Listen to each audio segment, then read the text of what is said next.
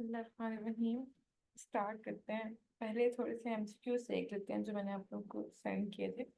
अच्छा, इतना भी ये कोई डिफिकल्ट एमसीक्यूज नहीं है, तो देख लेते हैं। बिल्कुल सिंपल सिंपल चीजें पूछी हुई हैं, ठीक है। अब इसमें हमारे पास क्या था कि 25-year-old मेल प्रेजेंट किया with the 5 months history of episodic retrosternal chest pain है उसको, ठीक है, और डिस्फेजिया टू द लिक्विड्स।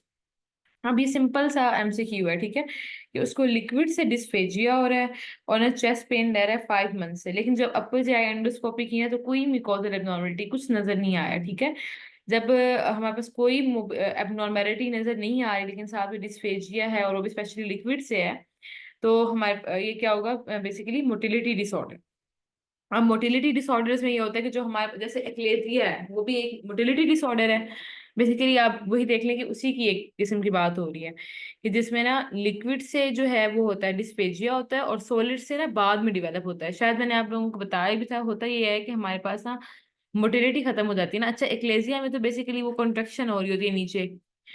जो स्फिंक्टर है ना वो जो है हमारे पास क्या होगा, हाइपर मोबिलिटी की फॉर्म में आया होता है, कॉन्ट्रैक्टेड फॉर्म में होता है, इसलिए यहाँ से पास नहीं कर पा रहे थे। बर्ड बी का पेरेंट्स आ रही है।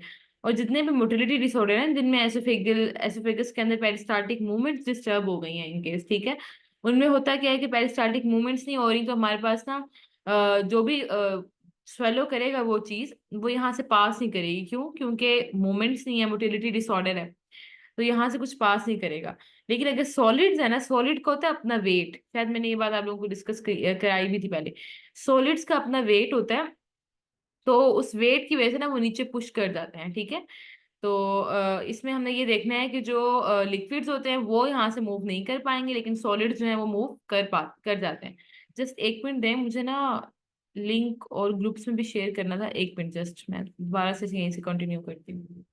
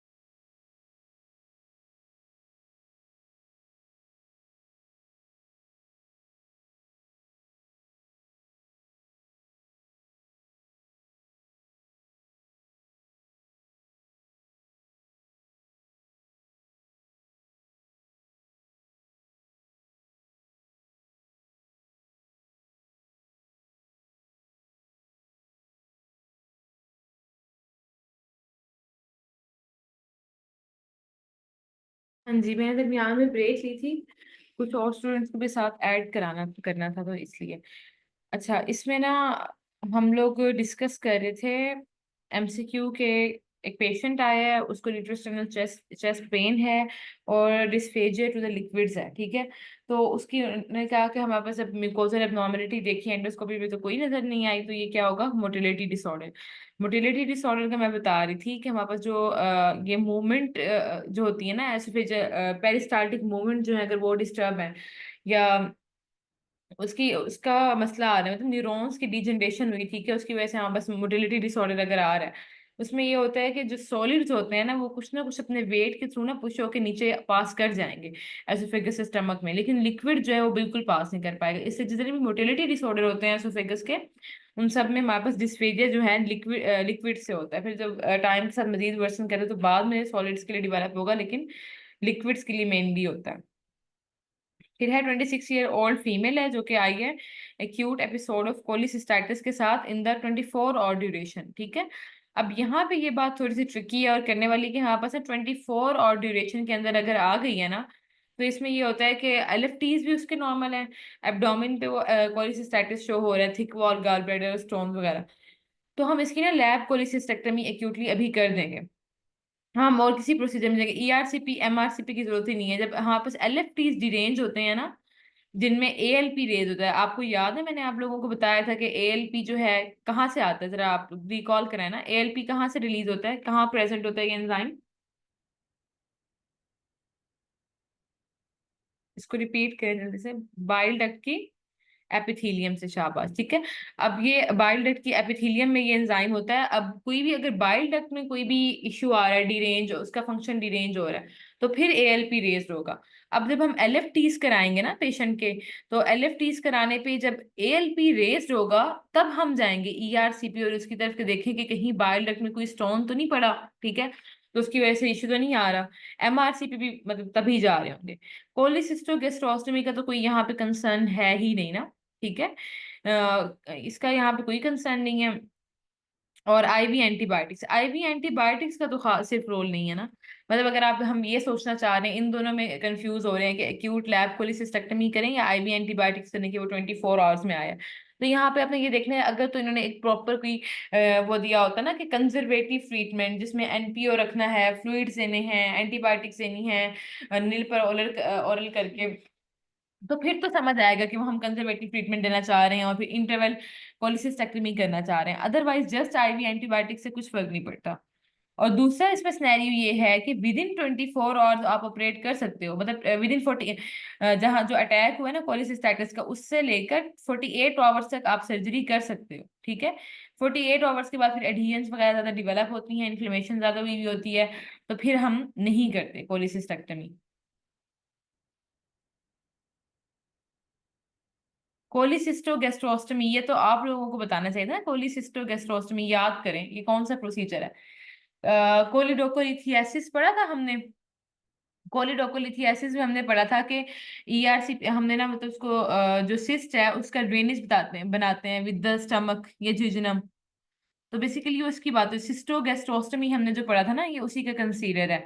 अब कोली जो है ये गॉल ब्लैडर के लिए यूज करते हैं वर्ड, ठीक है, उसके आगे से ही सिस्टिक डक्ट आ रही होती है ना, तो सिस्टिक डक्ट और स्टमक के दरमियान में ना ओपनिंग बना देते हैं, ताकि जो भी ड्रेनेज है ना बाइल डक्ट से या सिस्टिक डक्ट में जो भी मटेरियल है वो ड्रेन करता रहे इन द स्टमक, ठीक है, और वहां से आगे निकलता जाए। तो ये हमने कोलिडोकोलिथियासिस की ट्रीटमेंट में पढ़ा था, अगर याद है तो, ठीक है।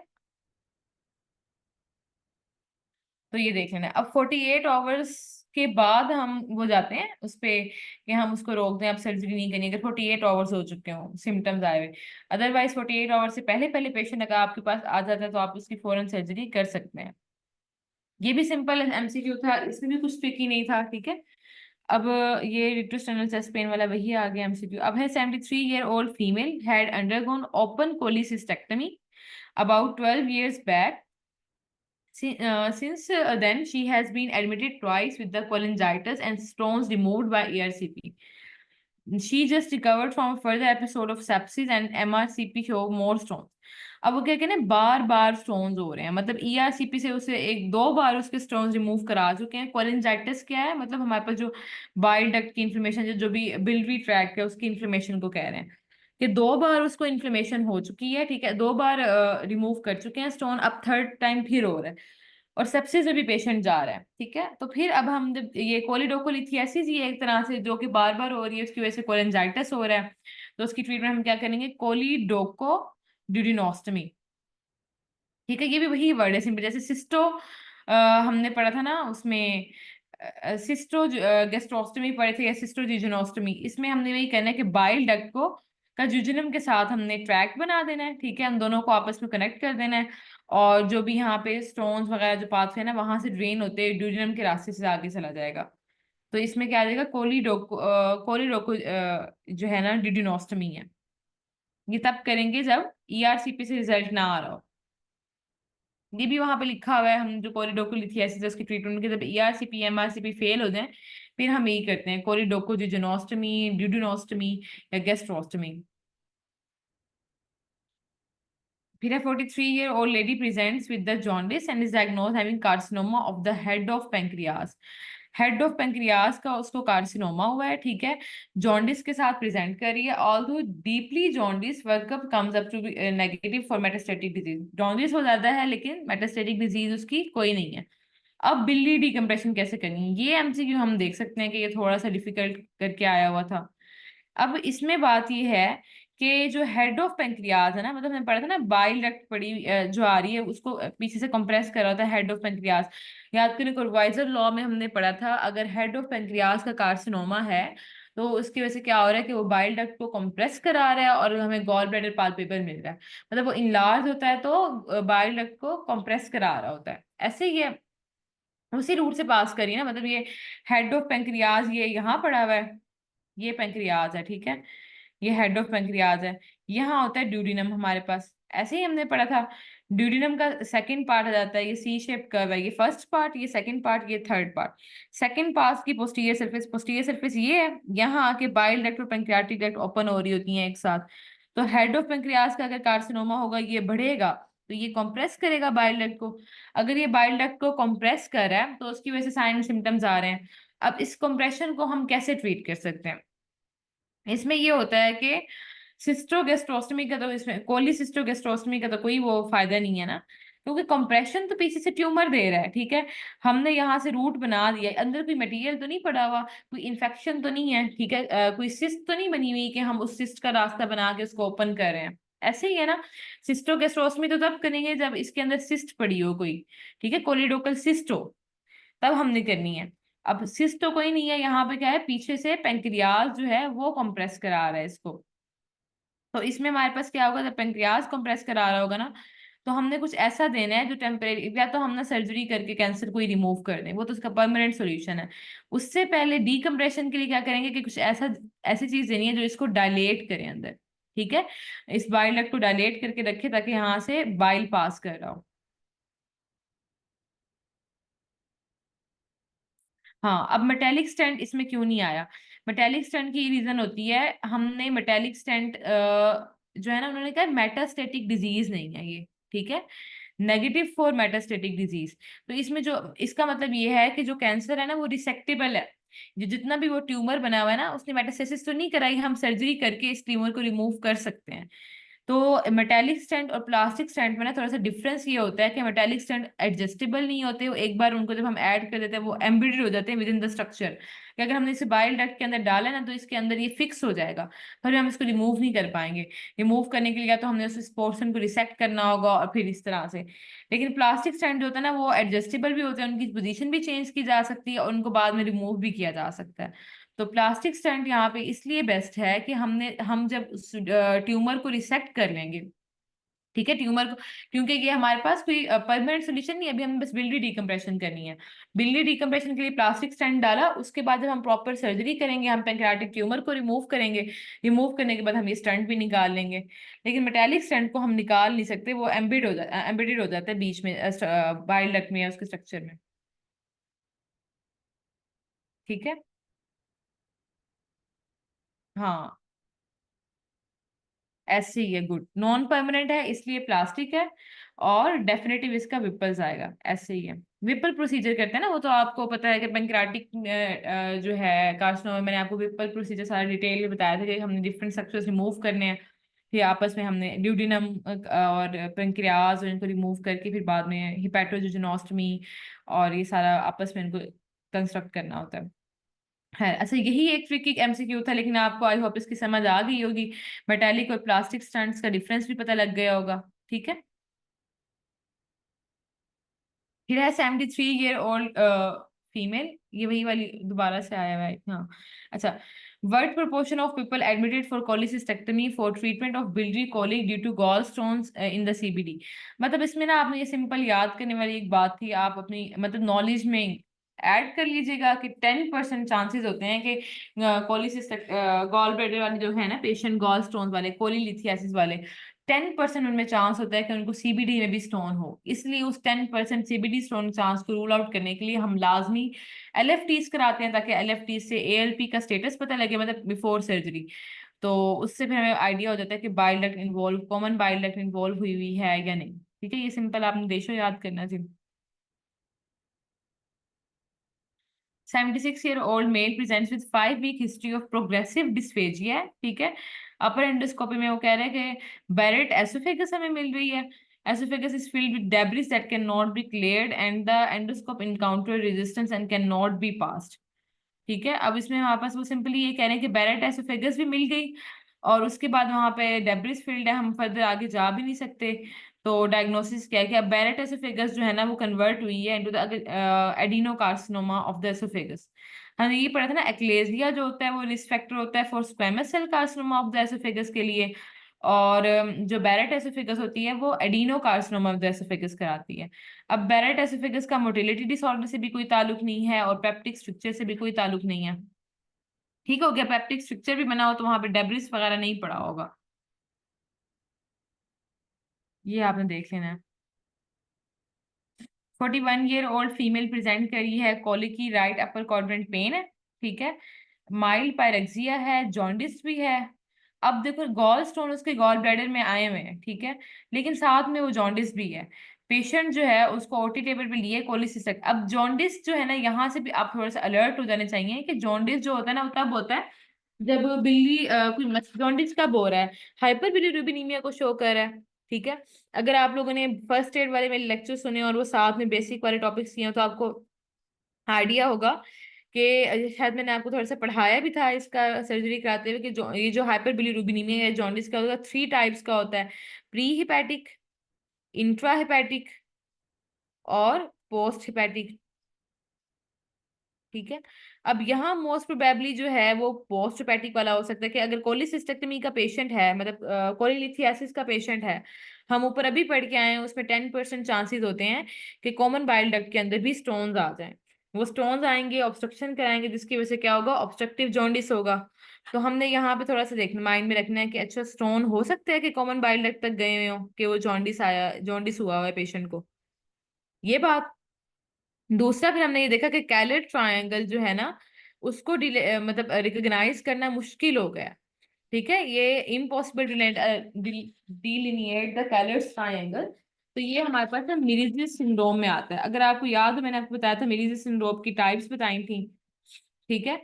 तो इसकी ना मतलब सिग्निफिकेंस यही है इस सिंड्रोम की कि ये जो है ना कोलिसिस्टेक्टमी जो है इस सिंड्रोम के पेशेंट्स में डिफिकल्ट हो जाती है।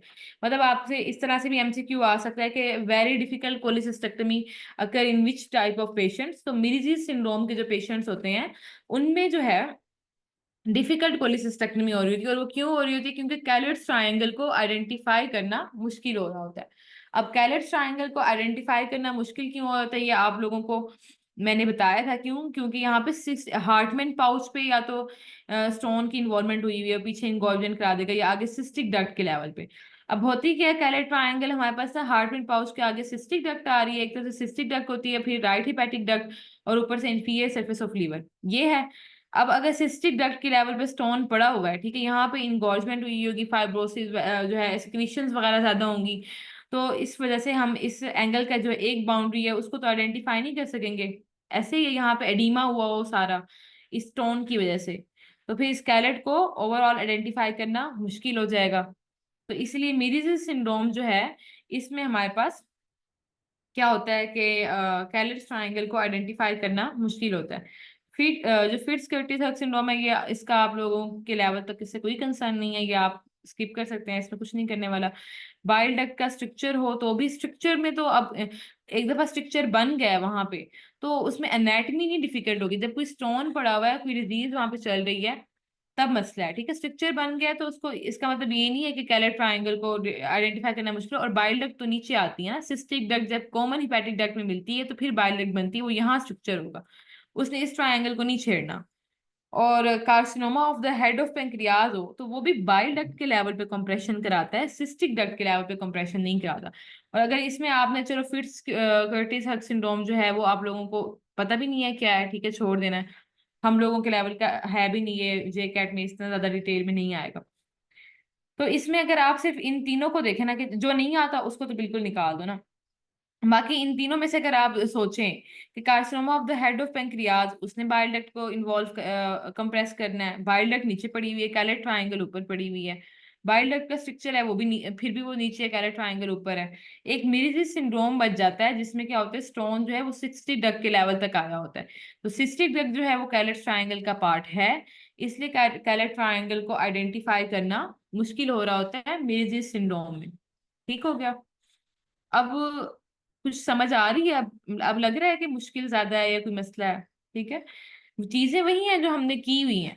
ठीक है, उनको थोड़ा सा घुमा फिरा के करना है। आपका जो ना, एक दो स्टूडेंट्स पूछ रहे थे कि हमें समझ नहीं आ रही, हमने सारा आपके साथ पढ़ा था, क्योंकि हमारे एमसीक्यू जितना हम चाह रहे थे उतने ठीक नहीं है।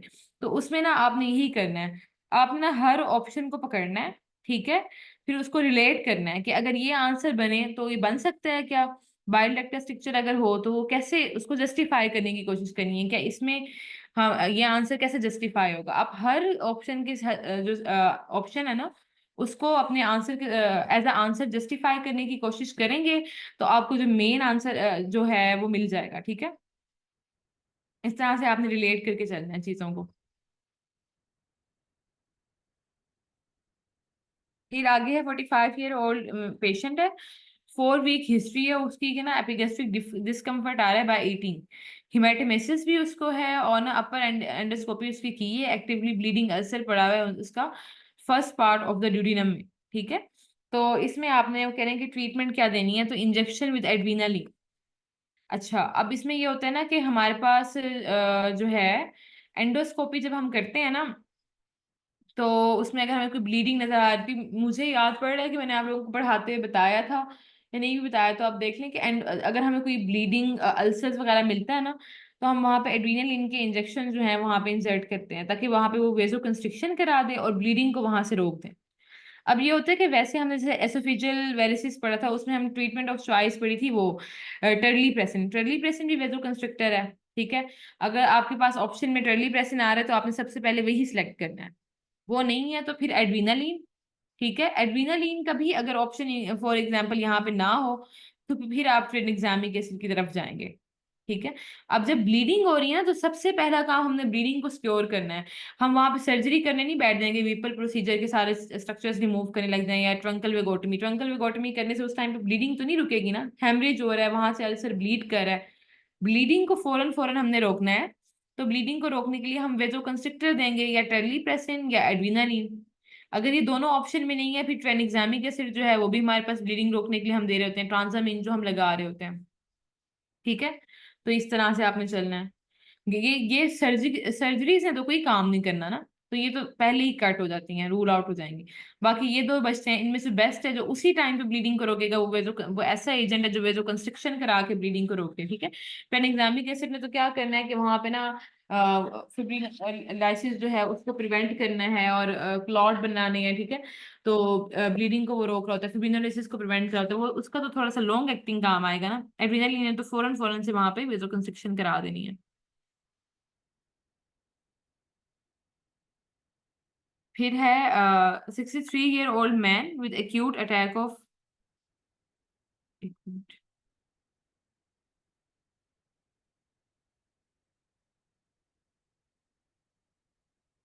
हाँ, 63 ईयर ओल्ड मैन है admitted with an acute attack of gallstone pancreatitis, he is put on ventilatory support due to ARDS, over time he becomes unwell, CT abdomen done shows necrosis of the pancreas, मतलब अब pancreas की necrosis हुई हुई है। ये मैंने आप लोगों को याद है जब हम पेंक्रेटाइटिस कर रहे थे तो बताया ही था कि इसमें हम नेक्रोस्टमी कर रहे होते हैं पहले, पेंक्रियाटिक, ये सिंपल वही MCQ है। ठीक है, डोगर में ये लाइन लिखी है, पेंक्रियाटिक नेक्रोस्टमी करेंगे, नेक्रोटिक टिश्यू को रिमूव करेंगे, फिर भी अगर हमें लग रहा है डेब्रिस पड़ा हुआ है तो वहाँ हम ड्रेनेज ट्यूब डाल देते हैं, और इंटरमीडिएट फिर बाद में हम उसको मतलब टाइम टू टाइम जो है वॉश करते रहते हैं और रिमूव करते रहते हैं उसको, नेक्रोटिक मटेरियल को। एट फोरन हमने उसमें क्या करनी है, नेक्रोस्टमी करनी है। और नेक्रोस्टमी ये भी वही है, हमारे पास हीमोडायनेमिकली अनस्टेबल पेशेंट है ना, तो नेक्रोस्टमी कैसे होगी, जैसे मैंने आपको कोलिसिस्टोस्टमी बताई थी परक्यूटेनियस, कि आपने लोकल देना है उस एरिया में जो उसका है एरिया, रेडियोलॉजिकली भी आप वो मार्क करा लेते हैं पेंक्रियाटिक एरिया जहाँ पे नेक्रोसिस है, उसको लोकल देके वो एरिया बाहर निकालेंगे, और वहां पे ना आपने कुछ ट्यूब इंसर्ट कर देनी, नॉन यूजली जो है ना वो वहां पे ओपनिंग करके ना उस एरिया में फोली इंसर्ट कर रहे होते हैं। ठीक है, फोली इंसर्ट करके दोबारा से वहां स्टिच लगा के रख देते हैं, और वहां से जो भी मटेरियल है ना, नेक्रोटिक मटेरियल, वो निकलता रहता है। ये भी सिंपल MCQ था। अब 34 ईयर ओल्ड फीमेल प्रेजेंट करी है हॉस्पिटल में विद कोलिंजाइटिस, बिलीरुबिन उसका बढ़ा हुआ है, एएलपी बढ़ा हुआ है, प्रोग्रेसिवली अनवेल हो रही है, सीरम अमाइलेज भी उसके ज्यादा है। मतलब बिलीरुबिन और एएलपी बता रहा है कि स्टोन्स हैं, ठीक है, और एमाइलेज ज्यादा होना बता रहा है कि पेंक्रेटाइटिस भी हुआ है। तो मतलब क्या कि गॉल स्टोन्स की वजह से पेंक्रेटाइटिस है, ठीक है। यहाँ से क्लियर हुआ कि ग्लासगो स्कोर भी उसका हाई है। मैंने बताया था ना आपको कि आपने ग्लासगो स्कोर वाला टेबल करना है। एक तो हमने रैंसन स्कोर पढ़ा था वो भी, और ग्लासगो भी। तो अब वो ये कह रहे हैं कि हमारे पास कि सीरम अमाइलेज भी ज्यादा है, ठीक है, और बिलीरुबिन और एएलपी भी ज्यादा है, कि स्टोन्स जो है ना बेसिकली वो करा रहे हैं इसमें पेंक्रेटाइटिस। तो हमने कॉज रिमूव करनी है, स्टोन्स को रिमूव करना है। अब क्योंकि ये एएलपी भी रेज है, बिलीरुबिन भी रेज है, कोलिनजाइटिस है, ठीक है, तो स्टोन्स का एएलपी और बिलीरुबिन रेज होने को क्या शो कर रहे हैं, बिलीरुबिन ज्यादा है तो जो है हाइपर बिलीरुबिनीमिया यानी कि जॉन्डिस, और क्या एएलपी रेज होना क्या बता रहा है कि ऑब्स्ट्रक्टिव जॉन्डिस है, बाइल डक्ट के लेवल पे कुछ है। कोलिनजाइटिस वैसे ही ये चीज बता रही है कि बाइल डक्ट की इन्फ्लेमेशन है, ठीक है। तो इसमें हमारे पास स्टोन्स कहाँ पे हैं, बाइल डक्ट के लेवल पे हैं जो पेंक्रेटाइटिस करा रहे हैं। तो हमने ईआरसीपी करके स्टोन्स रिमूव कर देने हैं, पेंक्रेटाइटिस की कॉज को ही रिमूव कर देना है, ठीक है। इसमें है कुछ डीप या कुछ एक्स्ट्रा, वही बात है जो हमने बुक में पढ़ी हुई है। बस आपने रिलेट करना था चीजों को कि पेंक्रेटाइटिस हुआ है, किस वजह से हुआ है, गॉल स्टोन्स की वजह से। तो हमने गॉल स्टोन नहीं, सॉरी, गॉल ब्लैडर में नहीं है, बाइल डक्ट में है, ठीक है, स्टोन्स की वजह से, stones in the bile duct. तो हमने कॉज रिमूव करनी है, हमारे पास कॉज हमें सामने मिल गई है। तो उसके लिए ईआरसीपी करके हम स्टोन्स को बाइल डक्ट से रिमूव कर लेंगे। सिंपल हो गया ये। फिर 50 ईयर ओल्ड मेल प्रेजेंट कर रहा है with recurrent diarrhoea and abdominal pain, iron deficiency anaemia भी है, multiple ulcer in first part of duodenum. अच्छा, इसमें अब आपको ये देखना है, ये गैस्ट्रिनोमा का उन्होंने बताया हुआ है, बेसिकली जोलिंगर एलिसन सिंड्रोम का बताया है। जोलिंगर एलिसन सिंड्रोम जो है ना उसमें हमारे पास गैस्ट्रिनोमा हुआ होता है, और ना first part of the duodenum को ये इन्वॉल्व करता है, वहाँ पे मल्टीपल अल्सर्स मिलते हैं। तो ये टिपिकल फाइंडिंग फीचर्स होते हैं, recurrent diarrhoea and abdominal pain जो लिंगर एलिसन सिंड्रोम में मिल रहे होते हैं हमें, और यहाँ इसमें हो क्या रहा होता है, गैस्ट्रिनोमा, ठीक है, गैस्ट्रिन प्रोड्यूसिंग सेल्स जो हैं वो ज्यादा वो बढ़े हुए होते हैं जो लिंगर एलिसन सिंड्रोम में। फिर है हमारे पास 24 year old male present with the complain of retrosternal chest pain. Simple है ये, सॉलिड्स एंड लिक्विड्स दोनों के लिए डिस्फेजिया हो रहा है उसको, ठीक है। तो अदरवाइज हेल्दी है तो क्या आएगा, एक्लेजिया। एक्लेजिया में होता है हमारे पास सॉलिड्स एंड लिक्विड्स के लिए डिस्फेजिया। मोटिलिटी डिसऑर्डर में क्या होता है, जस्ट लिक्विड्स के लिए, और एक्लेजिया में सॉलिड्स एंड लिक्विड्स बोथ के लिए। और कैंसर में कैसे होता है कि पहले सॉलिड्स के लिए होगा, फिर जैसे जैसे वो प्रोग्रेस करेगा ट्यूमर, फिर लिक्विड्स के लिए भी हो जाएगा dysphagia. 55 year old male comes with the complain of dyspepsia, upper G endoscopy पे उसको इडमेटस टिश्यू मिला है, सारा कुछ बता के वो कह रहे हैं Barrett oesophagus with low grade dysplasia है। तो मैं आपको याद हो तो जो हमने बैरेट एस्फिगस पढ़ी थी उसमें मैंने बताया था, Barrett oesophagus with low grade dysplasia हो तो क्या करना है, विद हाई ग्रेड डिस्प्लेसिया हो तो क्या करना है, ठीक है।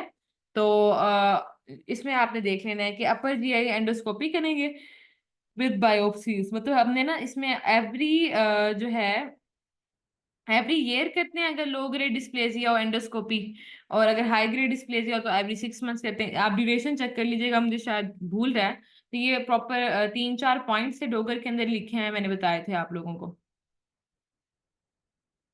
आई थिंक इसमें लो ग्रेड डिस्प्लेसिया में एवरी 6 मंथ्स करते हैं और हाई ग्रेड में एवरी 3 मंथ्स करते हैं, ऐसा करके कुछ था। हाँ, 1 ईयरली है, ठीक है। लो ग्रेड में 1 ईयरली है और हाई ग्रेड में एवरी 3 मंथ्स है।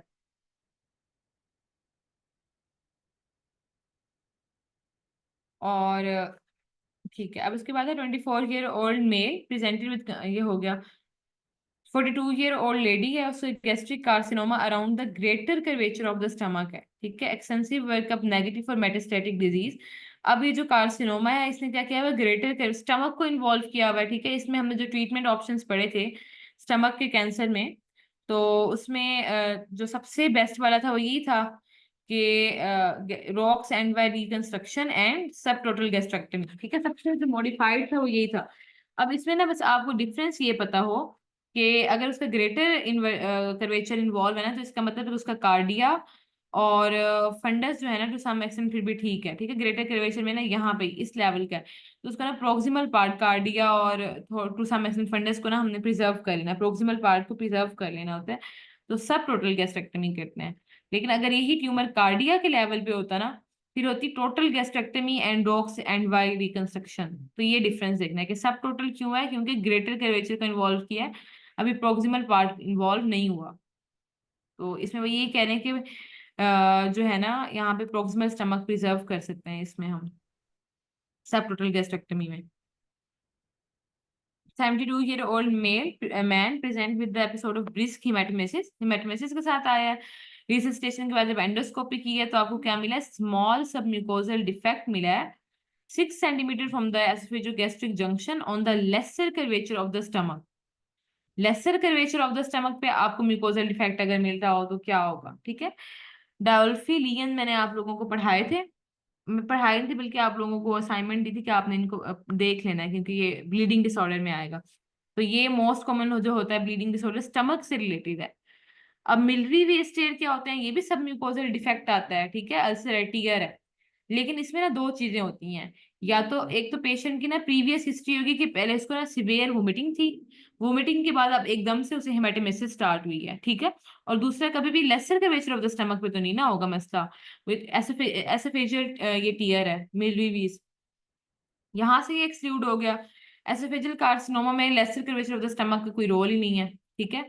एंट्रल गैस्ट्रिक जो अल्सर है उसमें भी हमारे पास क्या है, सब म्यूकोजल डिफेक्ट है ना। जब स्टमक जो अल्सर है ना, तो एक तो ये होता है कि हमारे पास एंट्रम के लेवल पे जो है ना ब्लीडिंग इनमें ना हेमरेज के चांसेस ज्यादा जो है ना वो होते हैं। हेमरेज होता है, हेमरेज और परफोरेशन वो हमने चीजें पढ़ी थी, लेकिन स्मॉल सब म्यूकोजल डिफेक्ट नहीं आएगा, ठीक है। तो अब इसमें आपने ये देखना है कि लेसर कर्वेचर जो है ना, ये भी एंट्रम का लेवल तो नहीं है ना, लेसर कर्वेचर एंट्रम तो आगे जाके आता है, एक तो ये बात होगी। और दूसरा इसमें स्मॉल सब म्यूकोजल डिफेक्ट नहीं आएगा, तो वो डीप होगा, ठीक है। अल्सर जो है वो म्यूकोजा से आगे गया होगा, मस्कुलैरिस तक जो है ना उसने एक्सटेंड किया होता है।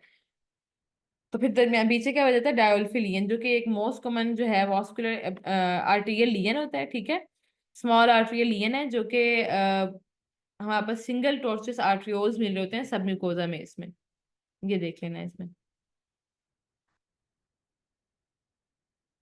40 ईयर ये है रेयर, लेकिन स्टमक के में अगर हम ब्लीडिंग डिसऑर्डर्स में देखें तो ये मतलब हम डायल्फी ही ज्यादातर आ रहा होता है, ठीक है।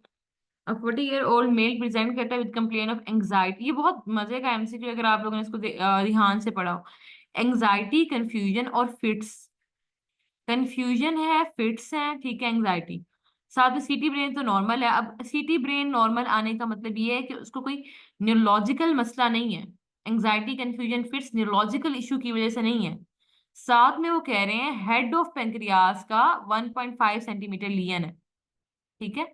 अब इसको आपने गौर से देखना है। डेल्फी लियन नहीं था रोगर में। अच्छा, मैं आपको इसकी पिक्चर शेयर कर दूंगी। ये शायद फिर आई थिंक बैले में था, छोटा सा टॉपिक बैले में भी दिया हुआ था, मैं आपको ये शेयर कर दूंगी पिक्चर इसकी। अच्छा, अब इसमें हमारे पास है एंग्जाइटी, कंफ्यूजन और फिट्स के साथ पेशेंट प्रेजेंट कर रहा है, ठीक है। लेकिन सिटी ब्रेन नॉर्मल है, तो इसका मतलब न्यूरोलॉजिकल कॉज तो कोई ना हुई। अब हेड ऑफ पेंक्रियाज में लियन मिला है, तो ना ये अगर आप लोगों ने विपल ट्राइड पढ़ा हो, विपल ट्राइड जो है आपको ऐसे एंडो में होगा, ये आगे आप देखोगे फर्स्ट एड में।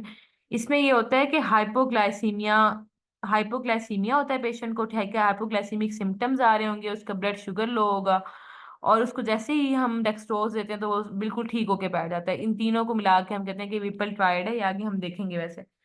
तो जो हाइपोग्लाइसीमिया के सिम्टम्स होते हैं ना, उसमें पेशेंट प्रेजेंट कर रहा होता है with fits, anxiety, confusion. Basically ये सिम्टम्स किसके हैं, हाइपोग्लाइसीमिया के।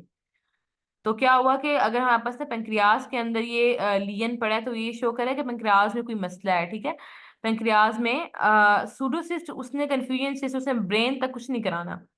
एडिनोकार्सिनोमा उसने भी ब्रेन को डैमेज नहीं कराना, ये सिर्फ और सिर्फ इंसुलिनोमा बनता है, जिसमें क्या होगा कि हमारे पास इंसुलिन का ट्यूमर है, इंसुलिन ज्यादा प्रोड्यूस हो रही है, उसकी वजह से हाइपोग्लाइसीमिया हुआ, ठीक है। और हाइपोग्लाइसीमिया की वजह से फिट्स, कंफ्यूजन और एंग्जाइटी हो रही है पेशेंट को, ठीक हो गया। ये सिंपल था, सजेस्ट कर रहे हैं ये हाइपोग्लाइसीमिया को इंसुलिनीमा की वजह से ये हो रहा होता है। 56 ईयर ओल्ड पेशेंट है, उसको प्रोफ्यूज जीआई ब्लीड है, गैनेकोमेस्टिया, गैनेकोमेस्टिया शो कर रहा है कि उसको कोई लीवर डिजीज है, ठीक है, सिरोसिस है। या क्रोनिक लीवर डिजीज चल रही है, सीएलडी में गायनेकोमेस्टिया मिलता है ना। और सीएलडी की कॉम्प्लिकेशन है पोर्टल हाइपरटेंशन, और पोर्टल हाइपरटेंशन जो है वो आगे क्या कराती है, एसोफेजियल वेरिसिस कराएगी। ठीक है, तो ये इस तरह से आपने रिलेट करना है। बेसिकली आपने डिफरेंट टॉपिक्स को आपस में रिलेट करके यहाँ से थोड़ा सा सोच के आंसर निकालने हैं। कुछ 4-5 एमसीक्यूज से जो इस तरह से जो हम कह सकते हैं वाकई हमने नहीं किए हुए, वो न्यू थे। बाकी सारी वही चीजें हैं जो हमने की हुई थी, बस उनको रिलेट करना था और थोड़ा सा सोच के हमने आंसर देना था। 78-year-old फीमेल है, प्रेजेंट करिए विद डिस्फेजिया। सिंपल है बिल्कुल, हेलिटोसिस, डिस्फेजिया, ओकेजनल रिगर्जिटेशन। ये सिंपल किस में होता है, फ्रेंजियल पाउच में, जो सेंकर डायवर्टिकुलम है उसके साइन, टिपिकल साइन सिम्टम्स दिए हुए हैं। फिर 35-year-old मेल प्रेजेंट कर रहा है episode of collapse and melaena. ठीक है, एकदम से बेहोश हुआ है, उसको पर रेक्टम ब्लीडिंग आ रही है, उसे पोस्ट पेंडियल एब्डोमिनल पेन होता है। ठीक है, 5 वीक से हो रहा है, सेवरल आवर्स आफ्टर ईटिंग। ठीक है, सेवरल आवर्स आफ्टर ईटिंग का मतलब ये है कि उसको खाना खाने से काफी घंटों बाद हो रहा है, फौरन बाद नहीं हो रहा। तो ये मतलब एक तो यहीं से वो शो हो रहा है कि ड्यूडिनल अल्सर है, कि उसको पेन होता है लेकिन काफी घंटे बाद, फौरन से नहीं होता। अगर फौरन खाना खाने के बाद होगा तो वो कोई गैस्ट्रिक अल्सर है, लेकिन सेवरल आवर्स बाद हो रहा है तो वो ड्यूडिनम में आएगा। और यहाँ पे क्या है, कोलैप्स और मेलिना। कोलैप्स का मतलब ये है कि उसको कोई ब्लीडिंग हो रही है। ठीक है, अब हमने ये देखा था ड्यूडिनल अल्सर दो तरह के होते हैं, एंटीरियर एंड पोस्टीरियर। तो इसमें जो है ना, एंटीरियर अल्सर जो है ना वो उनमें परफोरेशन होती है, वो परफोरेशन कराते हैं और पेरिटोनाइटिस कराते हैं। और जो पोस्टीरियर अल्सर होते हैं ना वो ब्लीडिंग करा रहे होते हैं। ये मैंने आप लोगों को पढ़ाते हुए बताया था कि पोस्टीरियर अल्सर में गैस्ट्रोड्यूडिनल आर्टरी को इरोड करते हैं और ब्लीडिंग कराते हैं, यहाँ ब्लीडिंग के चांसेस ज्यादा होते हैं।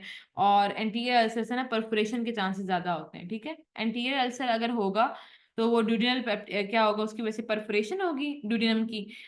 जो है ड्यूडिनल, वो हम पढ़े ना पीयूडी, तो पेप्टिक अल्सर डिजीज में उसमें ये होता है कि ड्यूडिनल परफोरेशन के साथ प्रेजेंट कर रहा होगा आपका पेशेंट, पेरिटोनाइटिस के साथ आएगा, बोर्ड लाइक रिजिडिटी के साथ। ठीक है, और अगर एंटीरियर अल्सर जो है वो हो वहाँ पे वो कॉम्प्लिकेट हो, अगर पोस्टीरियर अल्सर कॉम्प्लिकेट होता है तो फिर पेशेंट ना ब्लीडिंग के साथ प्रेजेंट करता है। फिर 56-year-old मेल है, जॉन्डिस है, उसे क्रोनिक अल्कोहल है। ठीक है, अल्ट्रासाउंड एब्डोमेन पे मल्टीपल लियन मिले हैं both lobes of the liver में, इकोडेंस लियन। ठीक है, अल्फा फिटोप्रोटीन भी उसकी रेज है, हाई है। ये सिंपल सा एमसीक्यू है जो कि शो करा रहा है हेपेटोसेलुलर कार्सिनोमा को। बस यहीं तक था। अब कोई कंफ्यूजन हो, कुछ पूछना हो तो आप पूछें, फिर हम नेक्स्ट स्टार्ट करते हैं अपना, जो टॉपिक्स हमारे कुछ रह गए थे उनको एंड करते हैं। कुछ इसमें कोई कंफ्यूजन हो तो आप लोग पूछ सकते हैं।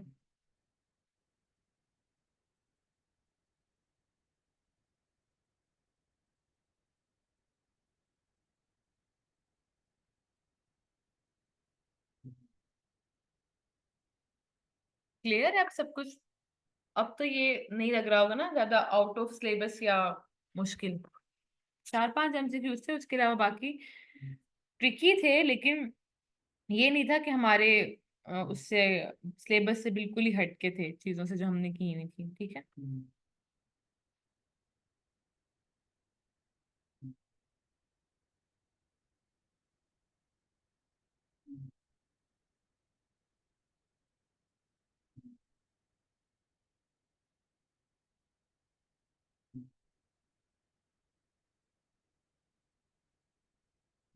अच्छा।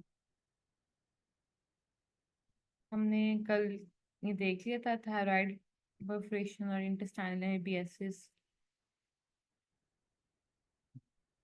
हिर्शस्प्रंग डिजीज भी देख ली थी ना हमने। ठीक है, अब जो अल्सरेटिव कोलाइटिस और क्रोन डिजीज है ना, इसका मैंने आप लोगों को व्हाट्सएप पे भी बताया है कि यहाँ पे बहुत ज्यादा लिखा हुआ है। तो एज सच ना ये इतनी डिटेल में कुछ इसका पूछते नहीं है। ठीक है, एक एक दो एमसीक्यू ज्यादा था, ये ना मेडिसिन के लिहाज से बहुत इंपॉर्टेंट है, आईबीडी मेडिसिन में इससे रिलेटेड ना बहुत एमसीक्यूज बनते हैं कि इसकी पैथोलॉजी से रिलेटेड और डिफरेंट चीजों को देखकर। सर्जरी में ना ऐसा जो इतना इम्पोर्टेंट नहीं है। तो फर्स्ट एड में जो टेबल दिया हुआ है ना, क्रोन डिजीज और क्रोन्स और डिजीज और ना अल्सरेटिव कोलाइटिस के डिफरेंस का, वो बहुत अच्छा लिखा हुआ है। उसमें हर एक चीज जो है ना डिटेल में बताई हुई है, जो जो एमसीक्यूज पॉइंट आ सकते हैं ना इसके, वो सारे उसमें समराइज करके बताए हुए हैं। उसका ना यूट्यूब पे मेरा लेक्चर भी है, जीआईटी का, वहां से वो सुन भी सकते हैं, वो खुद से प्रिपेयर करना चाहे कर सकते हैं, वो टेबल आप कर लें, वो इनफ है। वो फुल डिटेल में उसमें जितनी भी सर्जिकल ऑप्शंस हैं और जो कुछ भी है वो सारा कुछ बताया हुआ है, कॉम्प्लिकेशंस भी और हर एक चीज, ठीक है। अब हमने यहाँ पे देखना है एंटीरो क्यूटेनियस फिस्टुला से स्टार्ट करना है। एंटीरो क्यूटेनियस अगर आप नाम से देखें, एंटीरो मतलब एंटारिक, गट से है, और क्यूटेनियस मतलब स्किन, ठीक है। स्किन और इसमें हमने ये देखना है कि स्किन के और गट के दरमियान में अगर फिस्टुला बन जाता है तो इसकी ना डिफरेंट हमारे पास कॉजेज होती हैं, जिसमें ना मोस्ट जो कॉमन कॉज है ना वो यही है कि अगर एनोस्मोटिक लीकेज होता है, मतलब हमने क्या किया कि कोई गैंग्रीनस पार्ट था गट का, उसको हमने रिमूव किया है, ठीक है। रिमूव करने के बाद जो उसके रिमेनिंग स्ट्रक्चर है उनको आपस में जोड़ लिया, ठीक है। तो मतलब इनके आपस में उनकी एनास्टोमोसिस कर दी है। मतलब फॉर एग्जांपल अगर गैंग्रीनस करती है, कुछ भी था गट का कोई इशू था, हमने रिसेक्शन एनास्टोमोसिस वर्ड यूज करते हैं कि हमने एबनॉर्मल गट को रिमूव किया, ठीक है। उसके बाद हमने ना बाकी को आपस में एनास्टोमोस कर लिया। तो उसके बाद जो होता है ना वो मोस्ट कॉमनली जो फिस्टुला बनता है ना वो इंटीरियोक्यूटेनियस फिस्टुला ना वो इस सर्जरी की वजह से बनता है, ठीक है, आफ्टर एनास्टोमोटिक लीकेज।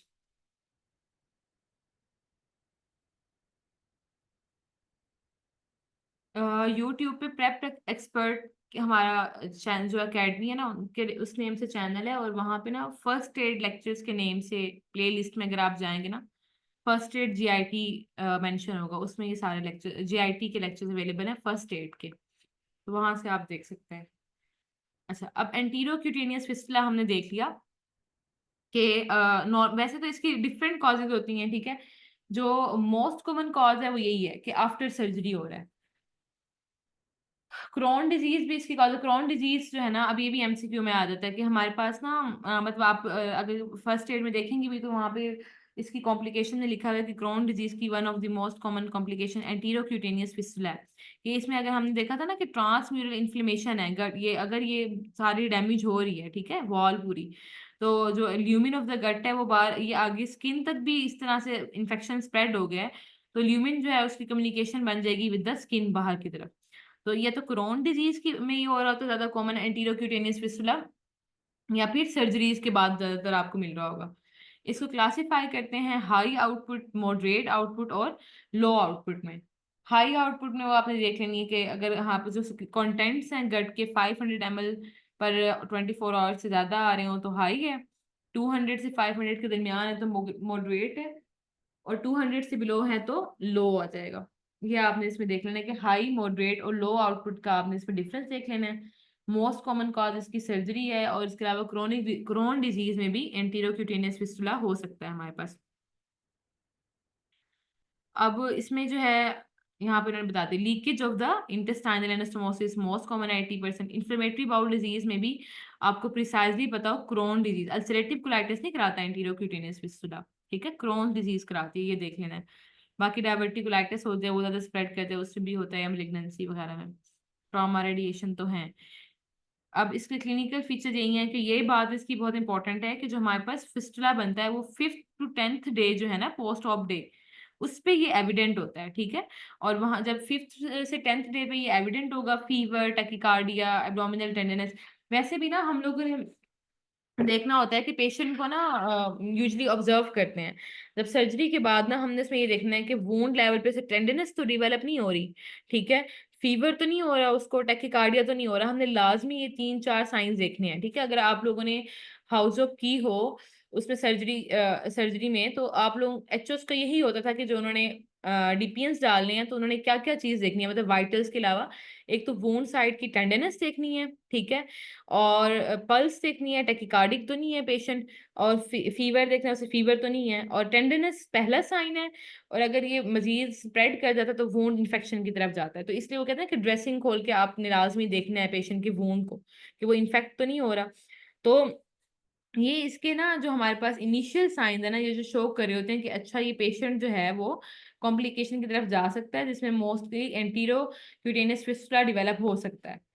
फिर डायग्नोसिस ऑब्वियस कब होगी, ऐसे ये चीजें हमें शो करा देती हैं कि फीवर आ गया, टैकिकार्डिया आ गया, कि ऐसा कुछ मसला है, फिर सर्जरी में कोई इश्यू है, ठीक है, एनास्टोमोसिस जो बनाई है उसमें या तो वो लीक कर गया अंदर या कुछ और इशू है, कुछ ना कुछ मसला चल रहा है, ठीक है। एनास्टोमोटिक लीकेज के लिए स्पेशली हम देखते हैं अगर हमने एनास्टोमोसिस बनाई है। एनास्टोमोसिस तो मतलब यही है कि हमने ना जो गट को आपस में ना कंबाइन वो किया हुआ है, प्राइमरी उसका रिपेयर किया हुआ है, या स्टेपलर्स मिलते हैं उनसे एनास्टोमोस कर रहे होते हैं। तो हमने अगर ये चीज मिल गई तो हमें थोड़ा सा डाउट होगा कि अच्छा एनास्टोम जो है लीकेज है कोई। फिर उसके बाद डायग्नोसिस तब कंफर्म होगी जब ना उस वूंड साइड से ना आपको फीकल कंटेंट आता हुआ मिलेगा, ठीक है, वूंड साइड से या ड्रेन से। अभी एमसीक्यू आ सकता है, एंटीरोक्यूटेनियस फिस्टुला का कंफर्म डायग्नोसिस कैसे पता लगेगा, या मतलब सिनेरियो दे सकते हैं, वो बोल सकते हैं कि उसको टेंडनस है, टैकीकार्डिया, फीवर है, ये तो और भी बहुत सी चीजों में हो सकता है ना। तो जो है, लेकिन अगर उन्होंने मेंशन कर दिया कि वुंड साइड पे फीकल कंटेंट्स हैं तो एंटीरोक्यूटेनियस फिस्टुला।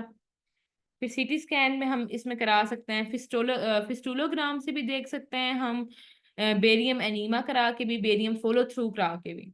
ठीक है, ये डिफरेंट इसके टेस्ट होते हैं, barium enema, barium follow through और सीटी स्कैन कंट्रास्ट वाला, ताकि हम गट को देख लें कि कहाँ कोई परफोरेशन वगैरह तो उसमें नहीं आ रही।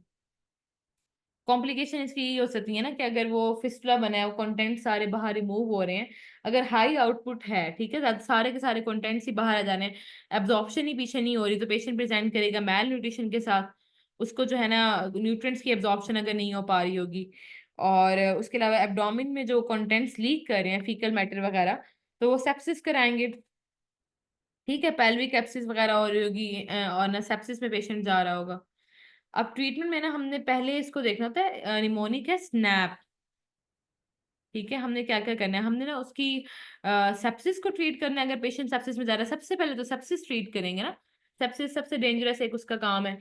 तो फर्स्ट पे हमने इसी के अकॉर्डिंग चलना है, स्नैप के अकॉर्डिंग, कि सेप्सिस की एलिमिनेशन करेंगे। ठीक है, और स्किन साइड की अगर एक्सफोलिएशन हो रही है उसको प्रोटेक्ट करेंगे। आपने ना इसी तरह से देखना है, सेप्सिस को रिमूव करेंगे और स्किन साइज की एक्सफोलिएशन अगर है तो वो फर्स्ट यही हो जाएगा। कंट्रोल ऑफ इन्फेक्शन जो है वो सेप्सिस को कंट्रोल करने में आ जाता है। ठीक है, फर्स्ट प्रायोरिटी हमें ये दो काम करने हैं, स्किन को प्रोटेक्ट करना है और सेप्सिस होने से बचाना है। फिर सेकंड पे हम न्यूट्रिशनल सपोर्ट देंगे। न्यूट्रिशनल सपोर्ट मोस्ट कॉमनली देखी जाती है कि हम पारेंटरल दें। वैसे हम टीपीएन भी पढ़ेंगे, उसमें मजीद हमें टीपीएन का चैप्टर उसमें देखेंगे, टोटल पैरेंटल न्यूट्रिशन होती है, एंट्रल होती है। लो इनपुट फिस्टुला हो तो फिर हम उसमें एंट्रल फिर भी दे देते हैं, लेकिन अगर हाई इनपुट फिस्टुला ना, आउट सॉरी इनपुट नहीं आउटपुट, तो उसमें फिर हम टोटल पैरेंटल न्यूट्रिशन दे रहे होते हैं। टोटल पैरेंटल का मतलब है कि हमने एंट्रल ट्रैक को बिल्कुल साइड पे किया, पैरेंटल उसको हटाया, उसके अलावा ट्रैक यूज कर रहे हैं। उसके अलावा क्या होता है कि अगर हम ब्लड में डायरेक्ट दे रहे हैं सीवीपी लाइंस वगैरह के थ्रू, तो वो होती है total parental. Fluid and electrolyte को बैलेंस भी हम उसी से करेंगे। उसके बाद फिर हमने ना क्या करना है कि एनाटॉमिकल असेसमेंट करनी है, कि पेशेंट को एनाटॉमी देखनी है कि कहाँ क्या मसला है, कहाँ से फिस्टुला बना हुआ है, गट को कहाँ पे डैमेज है। ठीक है, और फिर एट द एंड हमने प्लान करना है कि हम सर्जरी करें या ना करें। ठीक है, उसकी तरफ लेके जाएंगे।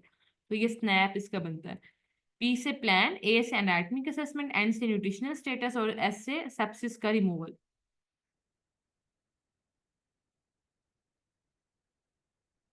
ये सारा हमने देख लिया।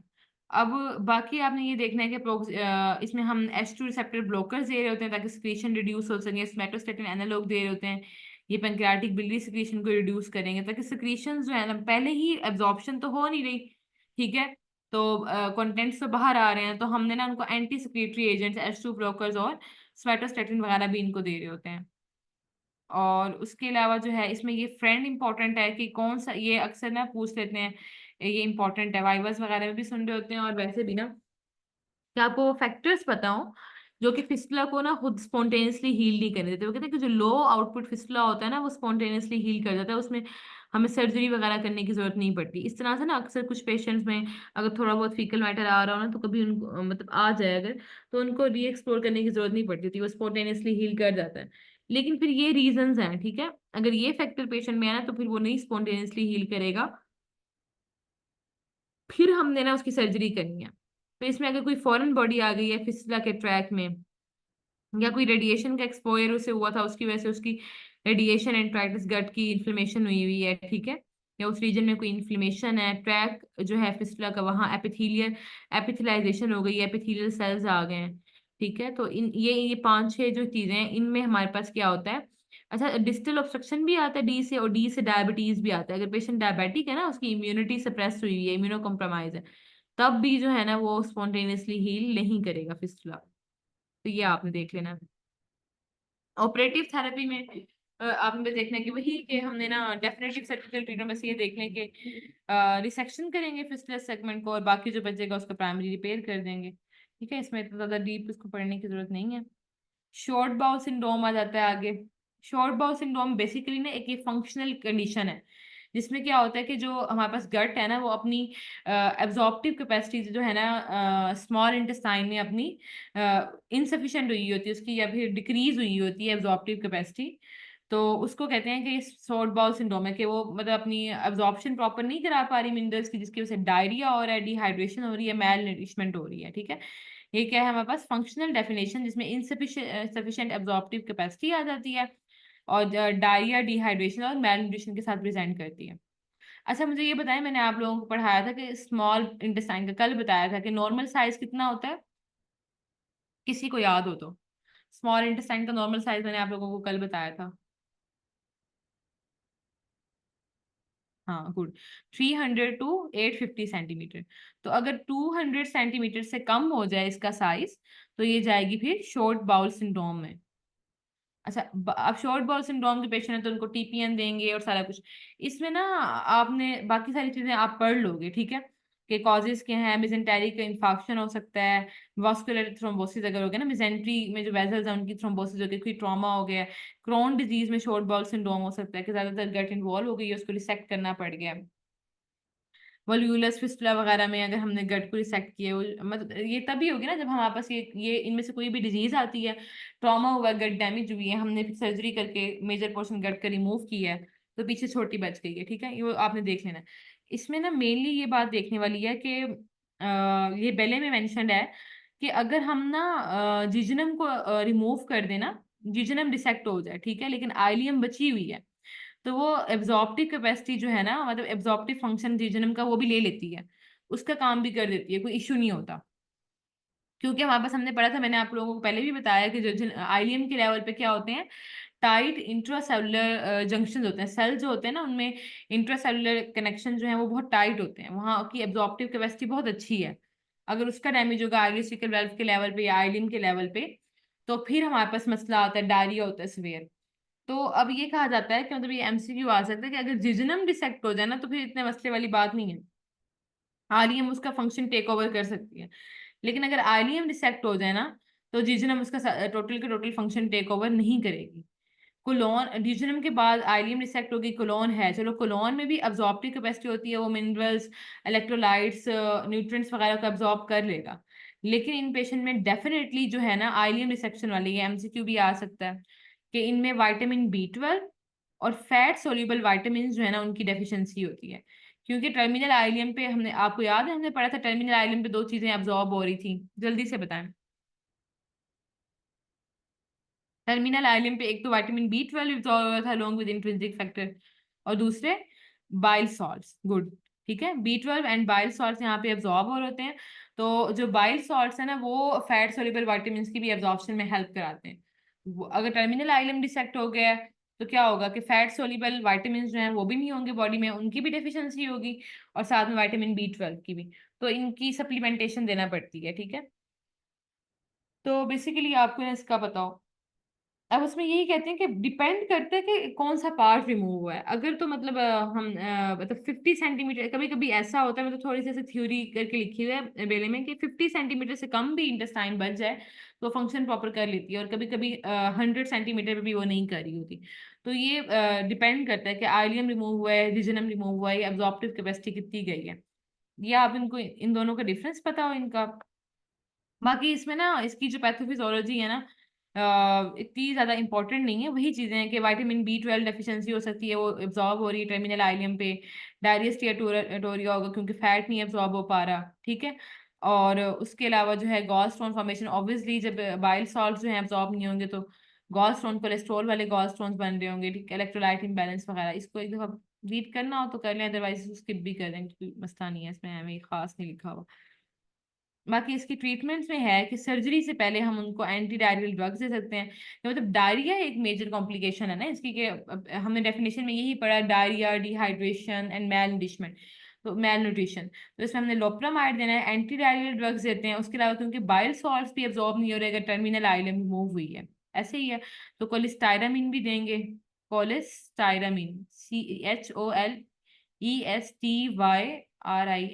ठीक है, कोलिस्टायरामीन दे रहे होते हैं। ये स्पेसिफिकली हमें वाइल्ड सॉल्ट्स की डिफिशियंसी की वजह से अगर डायरिया हो रहा है ना, उनमें हम ये यूज कर रहे होते हैं। H2 ब्लॉकर्स दे रहे हैं इनको, ताकि सिक्रीशन जो है ना, पेप्टिक एसिड सिक्रीशन कम से कम बने, क्योंकि दरमियान में इंटेस्टाइन तो है नहीं, मेजर पार्ट उसका है नहीं, तो इसलिए ना जो ऊपर से डायरेक्ट स्टमक के जो कंटेंट्स हैं वो डायरेक्टली जा रहे हैं नीचे की तरफ ना, जो स्मॉल इंटेस्टाइन का अगर थोड़ा बहुत पार्ट बचा हुआ है। तो इसमें हमने लोप्रामाइड दिया, कोलिस्टायरामीन, H2 ब्लॉकर्स ये दे रहे थे। उसके अलावा वो कह रहे हैं कि कुछ हम ना ऐसी चीजें भी देते हैं जो कि इंटेस्टाइनल एडॉप्टेशन को इम्प्रूव करें, प्रमोट करें ना। वो आप बस आप नाम कर लें कि ग्रोथ हार्मोन, ग्लूटामीन या ग्लूकागोन लाइक पेप्टाइड, मतलब इंटेस्टाइन छोटी हो गई है ना, तो इसको अडॉप्ट करने में हेल्प करते हैं ग्लूकागोन लाइक पेप्टाइड 2, ठीक है, और ग्रोथ हार्मोन और ग्लूटामीन, जी वाले ये सारे हैं जो कि इसको क्या करा रहे हैं, हेल्प करा रहे हैं कि अपने जो शॉर्ट लेवल है ना इसको मेंटेन कर सके, अडॉप्ट कर सके अपना जो मतलब इसका जो पार्ट जो है ना शॉर्ट सेगमेंट के साथ, ठीक है। इसको देख लेना। फिर सर्जरी में हमने बेसिकली ना बाकी जो भी सर्जरी कर रहे हैं यहाँ पे रिवर्सल ऑफ स्मॉल बाउल कह रहे हैं, इंटरपोजिशन ऑफ द कोलोन वगैरह वगैरह। मेनली क्या होता है, डेफिनेटिव ट्रीटमेंट जो आजकल ज्यादा यूज में भी है वो ट्रांसप्लांटेशन है इंटेस्टाइनल। इसके बाद आ जाते हैं हमारे पास डायवर्टिकुलर डिजीजेस। डायवर्टिकुलर डिजीजेस जो होती हैं ना, यही है कि हमने पढ़ा था ना डायवर्टिकुला क्या होता है। डायवर्टिकुला दो तरह से होते हैं, फॉल्स होते हैं और ट्रू होते हैं। बेसिकली ये आउटपोचिंग होती है वॉल की, इंटेस्टाइन की। अगर तो पूरी की पूरी वॉल जो है वो आउटपोचिंग बना दे, ठीक है, ये इस तरह से अगर हमने देखा ना ये वॉल पड़ी हुई है, अगर ये इसकी लेयर्स हैं डिफरेंट, अगर ये सारी की सारी ऐसे आउटपोचिंग बना रही है और ल्यूमन भी पीछे से कनेक्ट हो रहा है इसके साथ, तो ये होता है ट्रू डायवर्टिकुलम। लेकिन अगर हमारे पास क्या है कि इसके कुछ कुछ पार्ट में जो है ना पीछे की तरफ से इसका मस्कुलरी फ्लेयर सिरोसा वगैरह यहाँ से कुछ आउट कोचिंग्स आ रही हैं, और सारी की सारी ये नहीं इन्वॉल्व हो रही इसमें, तो इसको हम कहते हैं false diverticulum. Zenker diverticulum already oesophagus में हमने देखा था। स्मॉल इंटेस्टाइन के डायवर्टिकुलास होते हैं, जिसमें ड्यूडेनम का डायवर्टिकुला आप एमसीक्यू ये देख सकते हैं कि सेकंड और थर्ड पार्ट के लेवल पे हो सकता है, ठीक है। ड्यूडेनल डायवर्टिकुला मल्टीपल होते हैं, ठीक है। और इसमें क्या होता है, वो ये कह रहे हैं कि मेसेंटेरिक साइड पे होते हैं। अब ये डिफरेंस है, जो हम अभी आगे मैकल डायवर्टिकुलम देखेंगे ना जो आइलियम में होता है, वो कहाँ होता था, एंटी मेसेंटेरिक बॉर्डर पे, वो भी हमने देखना है मैकल डायवर्टिकुलम को। लेकिन जो ज्यूजिनम के डायवर्टिकुला होते हैं ना वो मेसेंटेरिक बॉर्डर पे होते हैं। वो कह रहे हैं कि इस वजह से कि यहाँ पे मेसेंटेरिक बॉर्डर पे जब ब्लड वेसल्स एंट्री करते हैं ना, तो उस लेवल से हर्निएशन होने के चांसेस होते हैं। बस आपने ना इनकी साइड्स देख लेनी, ये भी काफी है कि ज्यूजिनम की मल्टीपल साइड्स होती हैं, मेसेंटेरिक बॉर्डर पे होंगी, और ड्यूडिनम की सेकंड और third part of the small intestine में आ रही है, सेकंड और third part of the duodenum में आ रही है बस। मैकल डायवर्टिकुलम इसमें मेनली इंपॉर्टेंट है, ठीक है, वही हम जो पढ़े थे ना, विटलाइनो इंटेस्टाइनल डक्ट जो है, विटलो इंटेस्टाइनल डक्ट जो है वो फिफ्थ और सिक्स वीक ऑफ डेवलपमेंट में अगर ओब्लिटरेट ना हो, ठीक है, फीटल लाइफ में, तो फिर उसकी वजह से वो क्या बना देगी, उस लेवल पे डायवर्टिकुलम बना देगी। ट्रू डायवर्टिकुलम है टर्मिनल आइलियम के एंटी मेसेंटेरिक बॉर्डर पे होता है, इसकी अपनी ब्लड सप्लाई होती है। अब इसमें ना ये बात इंपॉर्टेंट है, जो मैकल डायवर्टिकुलम है ना, इसमें ना हमारे पास हाइपरट्रॉफिक म्यूकोजा हो सकता है, ठीक है।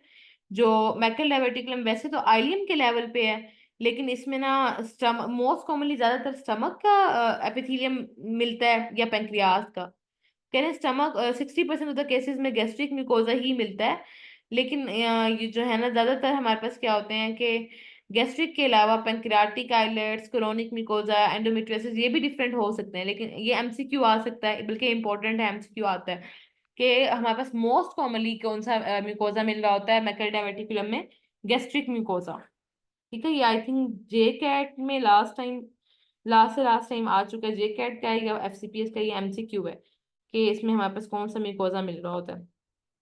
इसमें टू वाली बात बहुत इंपॉर्टेंट है कि ये 2% लोगों में होता है, मेन में 2:1 रेशियो के साथ आएगा, मेल फीमेल में, ठीक है।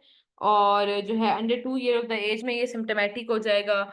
2 feet proximal to the ileocaecal junction, 2 जो है सेंटीमीटर इंच विड्थ में होता है, ये सारा आपने देख लेना है। बाकी इसकी कॉम्प्लिकेशन हो सकती हैं कि इसमें इन्फ्लेमेशन हो जाए, या ये इंटेस्टाइनल ऑब्स्ट्रक्शन कॉज करा दे, या सिवियर हेमरेज कॉज करा दे, ठीक है, हेमरेज 30 to 50% केसेस में ये हेमरेज कराता है। उसके बाद 20% केसेस में डायवर्टिकुलाइटिस और इंटेस्टाइनल ऑब्स्ट्रक्शन बहुत कम ही करा रहा होता है। अब इसमें यही देखना है कि इसमें जो हेमरेज है उसमें मैरून कलर ब्लीडिंग के साथ रेक्टम आ रहा होता है। मैकल डायवर्टिकुलाइटिस वाला पॉइंट देख लेना कि पेशेंट जो है ना प्रेजेंट करते हैं पेन अराउंड द अम्बिलिकस, लेकिन राइट एलिक फोसा में पेन नहीं होता। फिर भी थोड़े बहुत साइन सिम्टम्स ऐसे होते हैं जो मिमिक कर रहे होते हैं अपेंडिसाइटिस के साथ, तो उनको रूल आउट करना तो अक्सर ऐसे होता है कि इसको अपेंडिसाइटिस समझ के सर्जरी कर ली जाती है, ओपन किया जाता है। तो जब देखते हैं कि अपेंडिक्स अगर नॉर्मल है तो फिर ये आप लोगों को ना, जो मैंने अपेंडेक्टमी आपने देखा होगा वैसे आपने करनी नहीं है, वैसे ही जस्ट बता रही हूँ कि उसमें यही होता है कि वहाँ पे अपेंडिक्स की ड्यूरिंग अपेंडेक्टमी हमने क्या क्या देखना है। तो उसमें एक पॉइंट था कि अगर आपको अपेंडिक्स नॉर्मल मिलती है तो आप क्या देखोगे। तो फीमेल्स हैं तो उनमें दो चीजें देखनी है कि आपने यूट्रस और ओवरी का स्टेटस देखना है, ओवेरियन सिस्ट वगैरह तो नहीं है कोई, और साथ में आपने मैकल डायवर्टिकुलम देखना है। और मेल में आपने सिग्निफिकेंटली एक ही चीज देखनी है और वो क्या है, मैकल्स डायवर्टिकुलम, अगर तो आपको ऑन ऑपरेशन अपेंडिक्स नॉर्मल मिल जाए तो। ठीक है, इस तरह से नॉर्मली होता है यूजली। आप ऑपरेट करो अपेंडिसाइटिस की लाइन पे तो अपेंडिक्स तो बिल्कुल नॉर्मल होती है, तो उसको आप ऐसे नहीं करना होता कि अपेंडेक्टमी करके खत्म कर दें। फिर उसमें ना देखना होता है आपने बाकी चीजों को कि कहीं सिस्ट तो नहीं पड़ी हुई, ओवेरियन सिस्ट तो नहीं है, रप्चर तो नहीं हुई हुई, ठीक है सिस्ट। और उसके अलावा क्या है कि मैकल डायवर्टिकुलम तो नहीं है। मेनली ये दो चीजें लाजमी आप रूल आउट करते हो, वहां से उसको एग्जामिन करते हो। फिर इंटेस्टाइनल ऑब्स्ट्रक्शन के लेवल पे आपने ये देख लेना है कि वही जो ये फाइब्रस बैंड बना रहा है ना डायवर्टिकुलम, इंटेस्टाइन उसके अराउंड ट्विस्ट कर जाए, वल्वुलस बना दे। ठीक है, और या इंट्रैप हो जाएगी इन सब चीजों की वजह से। और दूसरा इसमें जो इंपॉर्टेंट बात है ना, बाकी सब छोड़ दें, मेन ये है कि ये जो है ना ये डायवर्टिकुलम ये लीड पॉइंट होता है फॉर द इंटरसेप्शन। बच्चों में स्पेशली ये इंटरसेप्शन करा रहा होता है, उसके लिए ये लीडिंग पॉइंट होता है, ये देख लेना है। फिर क्रोनिक पेप्टिक अल्सरेशन भी इसकी वजह से हो सकती है। वो क्यों? क्योंकि इसमें गैस्ट्रिक म्यूकोजा होता है। इन्वेस्टिगेशन इसकी एमसीक्यू है, ये टेक्नीशियन स्कैन, ये जेकेट का एमसीक्यू है कि टेक्नीशियन स्कैन पे हम इसको आइडेंटिफाई करेंगे तो एक्टोपिक गैस्ट्रिक म्यूकोजा जो है वो मिल रहा होगा, वो शो कर रहा होगा कि डायवर्टिकुलाइटिस है, डायवर्टिकुलाइटिस है। उसके अलावा बेरियम स्टडीज करते हैं, एंजियोग्राफी करते हैं। ठीक है, ट्रीटमेंट में ब्लीडिंग के लिए हमने सिंपल उसको ब्लीडिंग को कंट्रोल जो है ऑनगोइंग ब्लीडिंग जो है उसको हम रूल आउट करेंगे कहाँ से आ रही है, वेजल्स वगैरह ना, segmental dissection of Maikal diverticulum है तो हमने ना पहले तो ब्लीडिंग की कॉज को रूल आउट करना है कहाँ से ब्लीडिंग आ रही है, फिर वही हमने डायवर्टिकुलम को डिसेक्ट करके बाकी जोड़ देना है। ठीक है, डायवर्टिकुलाइटिस में भी यही कह रहे हैं कि आपने उसमें भी यही बेसिकली इसमें जो होती है ना ट्रीटमेंट वो सर्जरी ही है। और सर्जरी भी मोस्ट कॉमनली क्या होती है, रिसेक्शन एंड एनास्टोमोसिस, को जो अफेक्टेड पार्ट है ना उसको रिसेक्ट करके बाकी वालों को आपस में जोड़ दें। ठीक है, ये बाकी उन्होंने बताया ऑब्स्ट्रक्शन के साथ आए हैं तो हमें कैसे मिलेगा, कैसे पता लगेगा, इंसिडेंटल कैसे पता लगता है, एक दफा रीड कर लीजिएगा, अदरवाइज इतना नहीं important. Diverticula of the colon जो होते हैं ये हमेशा एक्वायर्ड होते हैं और फॉल्स होते हैं, ये एमसीक्यू है। ठीक है, मसल से आ रहे होते हैं, सर्कुलर मसल से प्रोट्रूड कर रहे होते हैं बाहर की तरफ। ऐसे ही है ना कि हम जो गट का ल्यूमिन देखें, अंदर म्यूकोजा, सब म्यूकोजा, फिर सबसे एंड में मस्कुलरिस लेयर होती है, फिर सिरोजा या एडवेंटिशिया होता है। तो कह रहे हैं मस्कुलर वॉल से ये प्रोट्रूड करके आ रहे होते हैं। सारी वॉल को इन्होंने इन्वॉल्व नहीं किया, एक्वायर्ड हैं ये, फॉल्स हैं। और सिग्मॉइड कोलोन में सबसे ज्यादा होते हैं और रेक्टम में ये नहीं होते। ये देख लेना है आपने कि कहाँ कहाँ ये प्रेजेंट है।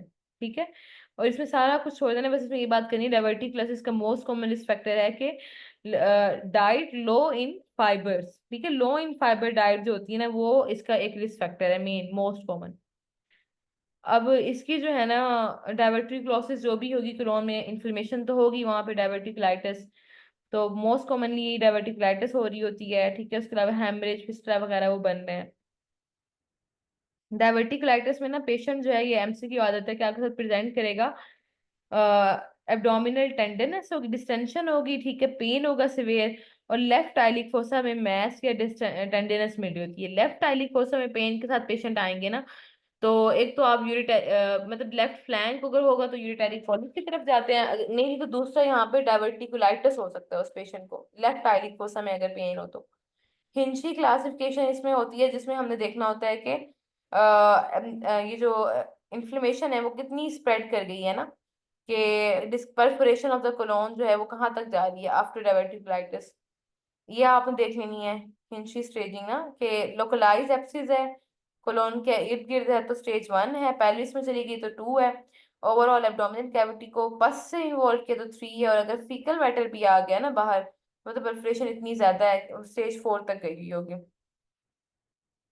अब डायवर्टिकुलाइटिस जो है ना, इसकी इसमें से इम्पोर्टेंट ये है कि saw tooth appearance of the colon मिल रही हो आपको।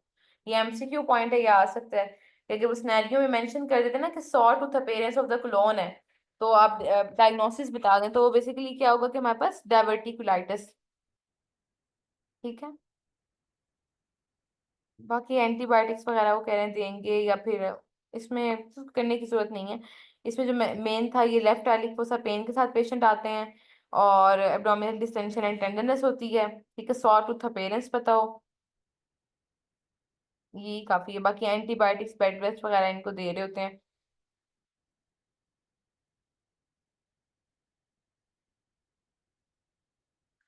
तो रेक्टल प्रोलैप्स और कोलोरेक्टल कैंसर जो है ना, इसमें से बाकी तो इतना ज़्यादा इंपॉर्टेंट नहीं है, पॉलिप्स वगैरह भी एमसीक्यू पॉइंट्स है, मार्क करा दूंगी बस। ये सारा पढ़ने वाला नहीं है। ठीक है, फेमिलियल एडेमाइटिस पोलिपोसिस या colorectal carcinoma, colorectal carcinoma detail में पढ़ना है हमने। उससे पहले जो दो तीन टॉपिक्स हैं, इसमें से बस मैं एमसीक्यू पॉइंट्स आपको मार्क कराऊंगी। ये हम इंशाल्लाह कोलोरेक्टल कार्सिनोमा कल पढ़ेंगे। आज हम ना वो कंप्लीट कर लेते हैं, जो इंटेस्टाइनल ऑब्स्ट्रक्शन वाला चैप्टर मैंने आप लोगों को कराया था ना सैंपल लेक्चर में, तो उसके जो दो तीन टॉपिक्स रह गए थे हम वो कंप्लीट कर लेते हैं।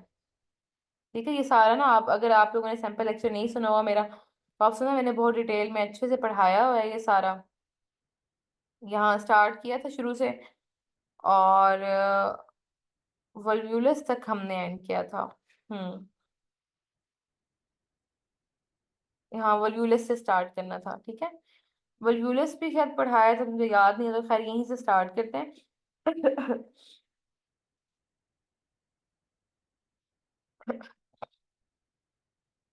एक मिनट।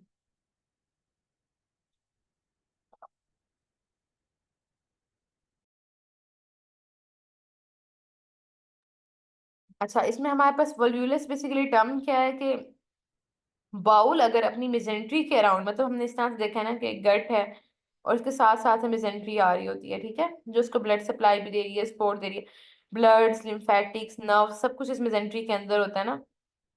तो अगर ये बाउल अपनी इस मेजेंट्री के अराउंड ट्विस्ट कर जाए, ठीक है, तो इसको कहते हैं volvulus. Twisting of bowel around its mesentery, अपनी ब्लड सप्लाई के अराउंड वो ट्विस्ट कर गई है, तो वल्वुलस होगा, जिसकी वजह से क्या होगा कि ऑब्स्ट्रक्शन हो रही है। अब वो जो मेन वेसल्स जिनसे वो ब्लड सप्लाई रही थी उनके अराउंड तो वो ट्विस्ट की हुई है, ऑब्स्ट्रक्ट हुई होगी ना, तो वास्कुलर सप्लाई भी उसकी क्या हो जाएगी, ओक्लूड हो जाएगी। और वो कह रहे हैं कि हमारे पास मेनली ऑब्स्ट्रक्शन तब होगी जब base of the mesentery involve हो ना, मेन ब्लड सप्लाई ओक्लूड हो, तब ज्यादा इशू आ रहा होगा, वो इन्फाक्शन और गैंग्रीन की तरफ जाने लग जाएगी। तो अब इसमें ये होता है कि हमारे पास साइट्स कौन कौन सी होती हैं, सिग्माइड कोलोन, सीकम और स्मॉल इंटेस्टाइन, मेनली ये तीन होती हैं जिनमें ना वल्वुलस होता है। उसके अलावा हमने, याद है आपको, वल्वुलस ऑफ द स्टमक पढ़ा था, वो ये कह रहे हैं कि गॉल ब्लैडर या स्टमक का भी वल्वुलस होता है, लेकिन वो बहुत रेयर होता है। मेनली जो होता है हमारे पास क्या होगा कि कॉमनली सिग्माइड क्लोन, सीकम और स्मॉल इंटेस्टाइन है। यहाँ पढ़ने हमने दो हैं, एक सीकम पढ़ना है और एक सिग्माइड क्लोन पढ़ना है। अब जो सीकल वल्यूलस होता है ना, उसमें हमारे पास क्या होता है कि फीमेल्स में एक तो ये ज्यादा कॉमन है, क्लॉक वाइज, इसमें ना यही देखना है, सीकल वल्यूलस क्लॉक वाइज रोटेट करेगा। ठीक है, इस तरह से इसकी रोटेशन होगी। और जो सिग्माइड होता है ना, वो एंटी क्लॉक वाइज करता है, वो इस तरह से लेफ्ट से राइट आएगा, और ये राइट से लेफ्ट जाएगा क्लॉक वाइज, जो हमारे पास सीकल है। क्लॉक वाइज फैशन में ये रोटेट करेगा अराउंड द मेसेंट्री। ठीक है, और इसमें ना हमारे पास बेरियम एनीमा पे ना बर्ड बीक डिफॉर्मिटी मिलेगी, सीकल एनीमा, सीकल वल्वुलस में। ठीक है, और ये इसकी बहुत इंपॉर्टेंट बात है कि ज्यादातर लेफ्ट साइड पे हमें क्या मिलेगा कि पाल्पेबल टिम्पैनिक स्वेलिंग होती है इन द मिड लाइन या लेफ्ट ऑफ द साइड, ज्यादातर ना लेफ्ट साइड भी मिल रही होती है हमारे पास। सीकम वैसे होता राइट साइड का पार्ट है। अच्छा, ये इसमें ना मतलब टिम्पैनिक स्वेलिंग जो है मतलब थोड़ी सी ना, मतलब अब ऐसे है ना, सीकम राइट पे पड़ा हुआ है ना ये, तो ये इस तरह से ट्विस्ट करके जाएगा ना अपनी मेसेंट्री के अराउंड। तो थोड़ा सा ये जब इसके हम वल्वुलस देखेंगे ना तो वो हमें लेफ्ट साइड पे या मिड लाइन पे मिल रहा होगा, ठीक है। और इसको जब परकस करेंगे तो वो हाइपर रेजोनेंट होगा, तो टेम्पैनिक स्वेलिंग शो कर रहा होगा। एब्डोमिनल रेडियोग्राफ शो करेंगे तो उसमें गैस फिल्ड आइलियम होता है, और सीकम भी डिस्टेंडेड मिल सकता है, अदरवाइज हम वहाँ टैपरिंग सीकम के लेवल पे है। तो खैर आपने ने यही बात देखनी है, मिड लाइन या लेफ्ट साइड पे टिम्पैनिक स्वेलिंग, क्लॉकवाइज इसकी रोटेशन होती है, और बर्ड बीक डिफॉर्मिटी इसमें हमें मिलेगी एनीमा पे, बेरियम एनीमा पे। अब हमने इसका जो प्रोसीजर है उसमें हमने क्या करना है, वही रिससिटेट करके लेप्रोटमी करते हैं, अनट्विस्ट करते हैं सीकम को, ठीक है। और उसको फिक्स करते हैं, जिसको कहते हैं सीकोपेक्सी। लेटरल एब्डोमिनल वॉल के साथ सीकम को फिक्स कर देंगे या सीकोस्टमी कर देंगे, ठीक है। अगर गैंग्रीनस सीकम है ना तो वहां से ताकि जो मटेरियल वगैरह है वो गैंग्रीनस मटेरियल बाहर निकल सके। और सीकोस्टमी करके जब वो थोड़ी सी उसकी कंडीशन रिलायबल हो जाए तो फिर राइट हेमिकोलेक्टमी कर देते हैं, ठीक है। तो ये इसके प्रोसीजर है, ये एमसीक्यू में आ जाते हैं कि सीकर वल्वुलस में क्या क्या कर सकते हैं, सीकोपेक्सी और सीकोस्टमी। फिर आ जाता है सिग्माइड वल्वुलस से, सिग्माइड कोलोन के लेवल पे होगा। इसमें इंपॉर्टेंट बात ये, अब यहाँ पर डिफरेंस है, हम ना जब जीआईटी की डिजीजेस देख रहे हैं तो उसमें क्या पढ़े हैं कि हाई फाइबर डाइट का लैक हो, ठीक है, फाइबर डाइट नहीं ले जा रही है, जंक फूड खाने से हो रहा है। ये वाहिद डिजीज है सिग्माइड वल्वुलस जो हाई फाइबर डाइट की वजह से हो रही है। तो ये इंपॉर्टेंट पॉइंट है, एमसीक्यू आ जाता है इससे, ठीक है। सिग्माइड वल्वुलस एक this is the only disease जो कि हाई फाइबर डाइट की वजह से हो रही है। और इसमें ये एंटी क्लॉकवाइज होगा, ये ऐसे रोटेट करेगा क्योंकि सिग्माइड वल्वुलस लेफ्ट पे होता है, तो उसकी रोटेशन भी देखो तो वर्ड्स राइट साइड आके मूव करेगा। बाकी मेल्स में ज्यादा होता है, और ये हाई फाइबर डाइट या लेक्सेटिव का ओवर अब्यूज किया हो ना, जिन पेशेंट में क्रॉनिक कॉन्स्टिपेशन और लेक्सेटिव ज्यादा यूज किए हो उनमें ये होता है, ठीक है। और ये प्री डिस्पोजिंग फैक्टर यही है कि कोई एडहेजन्स हो, पेरिडाइवर्टिकुलाइटिस वगैरह, मीजोकोलोन लॉन्ग हो वगैरह, ये देख लेते हैं। अब इसमें ये होगा, हाफ ऑफ द एब्डोमेन में पेन है, कॉन्स्टिपेशन है, ठीक है, इनॉर्मस डिस्टेंशन होगी जो कि ना लेफ्ट आइलिक फोसा से स्टार्ट हो रही होती है और होल ऑफ द एब्डोमेन में डिस्टेंशन जा रही होती है, ये बात इंपॉर्टेंट है। वोमिटिंग और डिहाइड्रेशन, पेरिटोनाइटिस, ये सब कुछ डेवलप होगा बाद में। इसमें होता क्या है कि एनॉर्मस डिस्टेंशन है, बहुत ज्यादा डिस्टेंडेड एब्डोमेन मिलेगा सिग्माइड वल्वुलस वालों में। ये ओल्ड एज में अक्सर पेशेंट इस तरह से प्रेजेंट करते हैं। एनॉर्मस डिस्टेंशन होती है, लेफ्ट साइड से स्टार्ट होती है, और पेशेंट खुद भी हिस्ट्री देगा, पहले एक साइड से पेट फूला था, पूरा पेट फूला हुआ है, फिर ओवरऑल होल एब्डोमेन में जाएगी। इन्वेस्टिगेशन में हमारे पास क्या आ रहा होता है, ओमेगा साइन, ठीक है।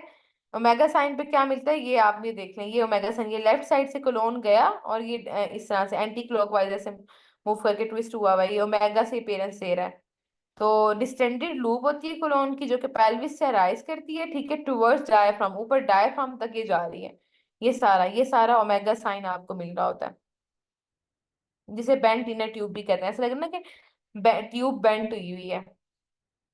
वही इसमें हमने करना है, एनजी दे के नेजोगेस्ट्रिक डिकम्प्रेशन करेंगे, और सिग्माइडोस्कोपी वगैरह से अगर उसको अनट्विस्टिंग हो सकती है तो करेंगे।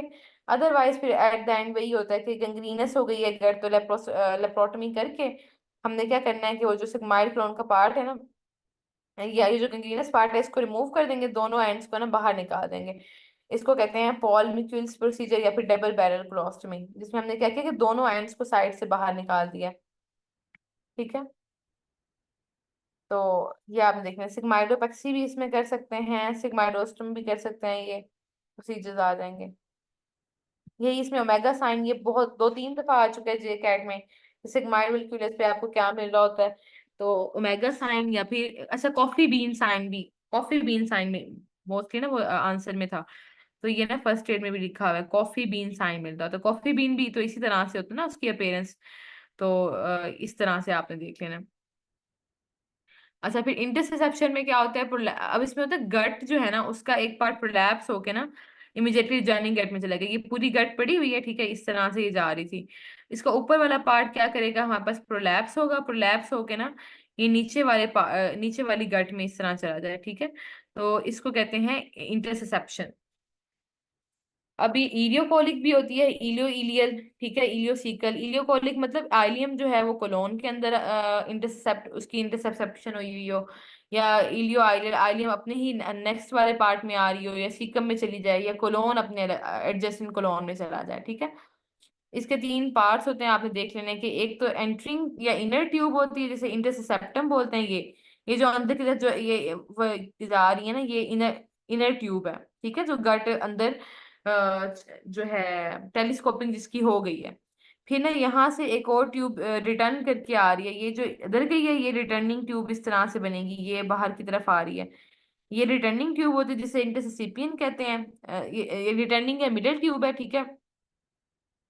और शीट, आउटर शीट जो है वो इंटरसिपियन है, ये बाहर वाली आउटर शीट है। अंदर इनर ट्यूब आ रही है और एक रिटर्निंग ट्यूब है। अच्छा, ये अगर आप देखें ना, इसको फॉलो करते जाएं, ये जो अंदर की तरफ इस तरह जा रही है ये इनर ट्यूब, और ये जो रिटर्न करके आ रही है ये क्या है हमारे पास, रिटर्निंग या मिडल ट्यूब। और फिर ये जो बाहर ये शीट पड़ी हुई है ये इंटरसिपियन है। ठीक है, ये मेरा पॉइंटर शो हुआ है आपको। ये इनर ट्यूब, ये मिडल, ठीक है, जो रिटर्न करके वापस आ रही है। देखो ये यहाँ से अंदर जा रही थी इनर, फिर ये रिटर्न करके वापस आई है बाहर वाली, और फिर ये आउटर शीट आ रही है। तो ये इसके तीन पार्ट हैं। आउटर शीट के आउटर ट्यूब को इंटरसिपियन बोलते हैं। फिर दरमियान में मिडिल ट्यूब आ जाती है और उसके अंदर इनर ट्यूब जो कि अंदर टेलीस्कोप कर रही होती है। लेक्चर बोरिंग हो रहा है क्या? पार्टिसिपेंट आहिस्ता आहिस्ता जा रहे हैं। अच्छा, अब इसमें ना हमने ये देख लिया इंटरसेप्शन का।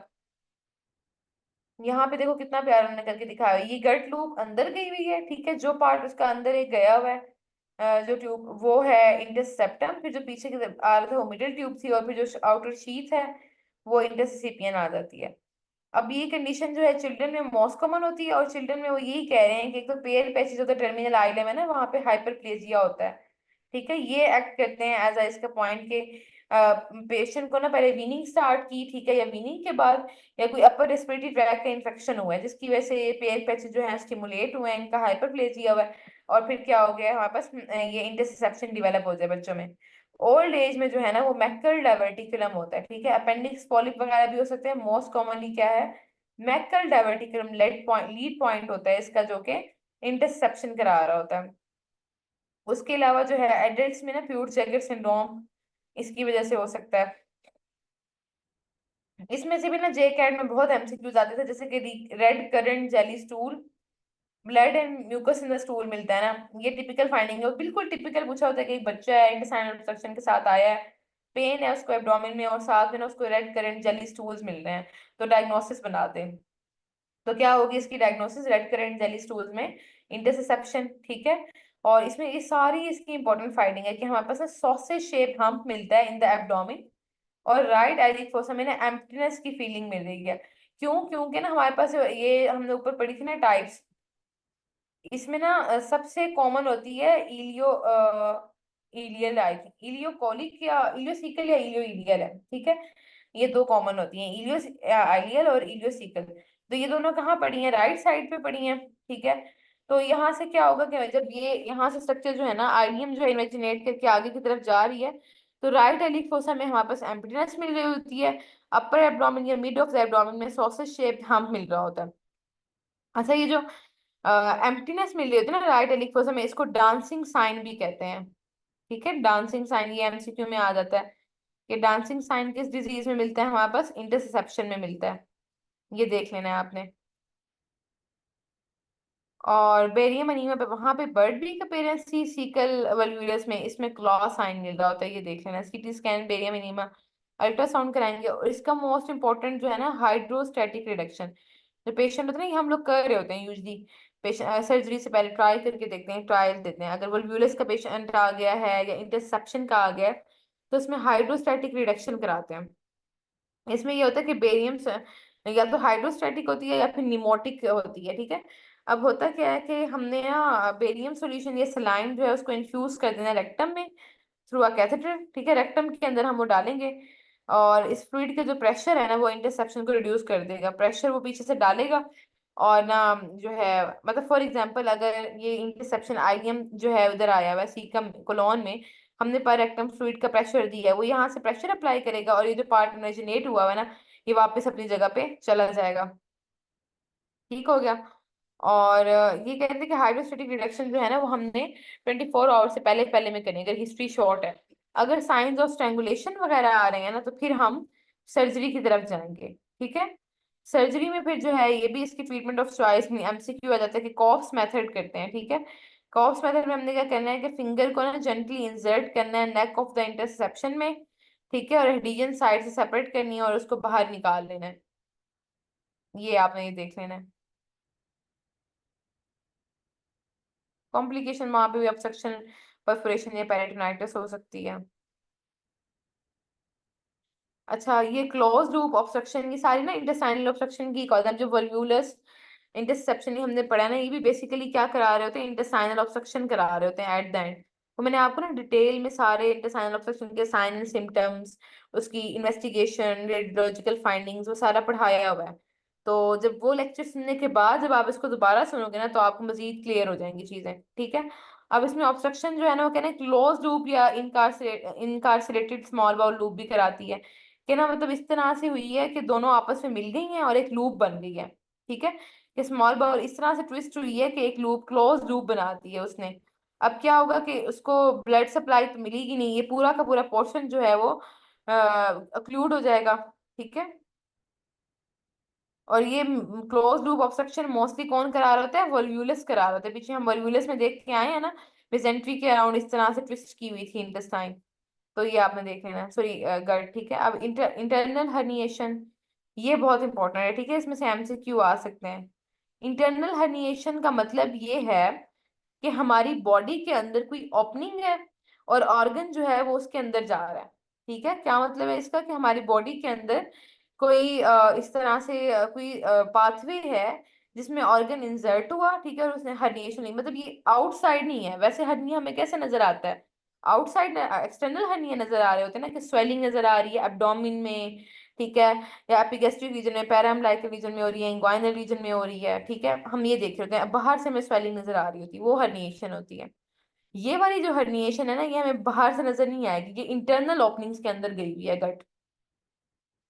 तो अब ये होती है इसमें ना, मोस्ट कॉमन हमारे पास इसमें ये है फोरामिन ऑफ विंसलो जो है, ठीक है। फोरामिन ऑफ विंसलो कौन सा स्ट्रक्चर था भला, जो कि ग्रेटर सैक को लेसर सैक से कनेक्ट करा रहा था।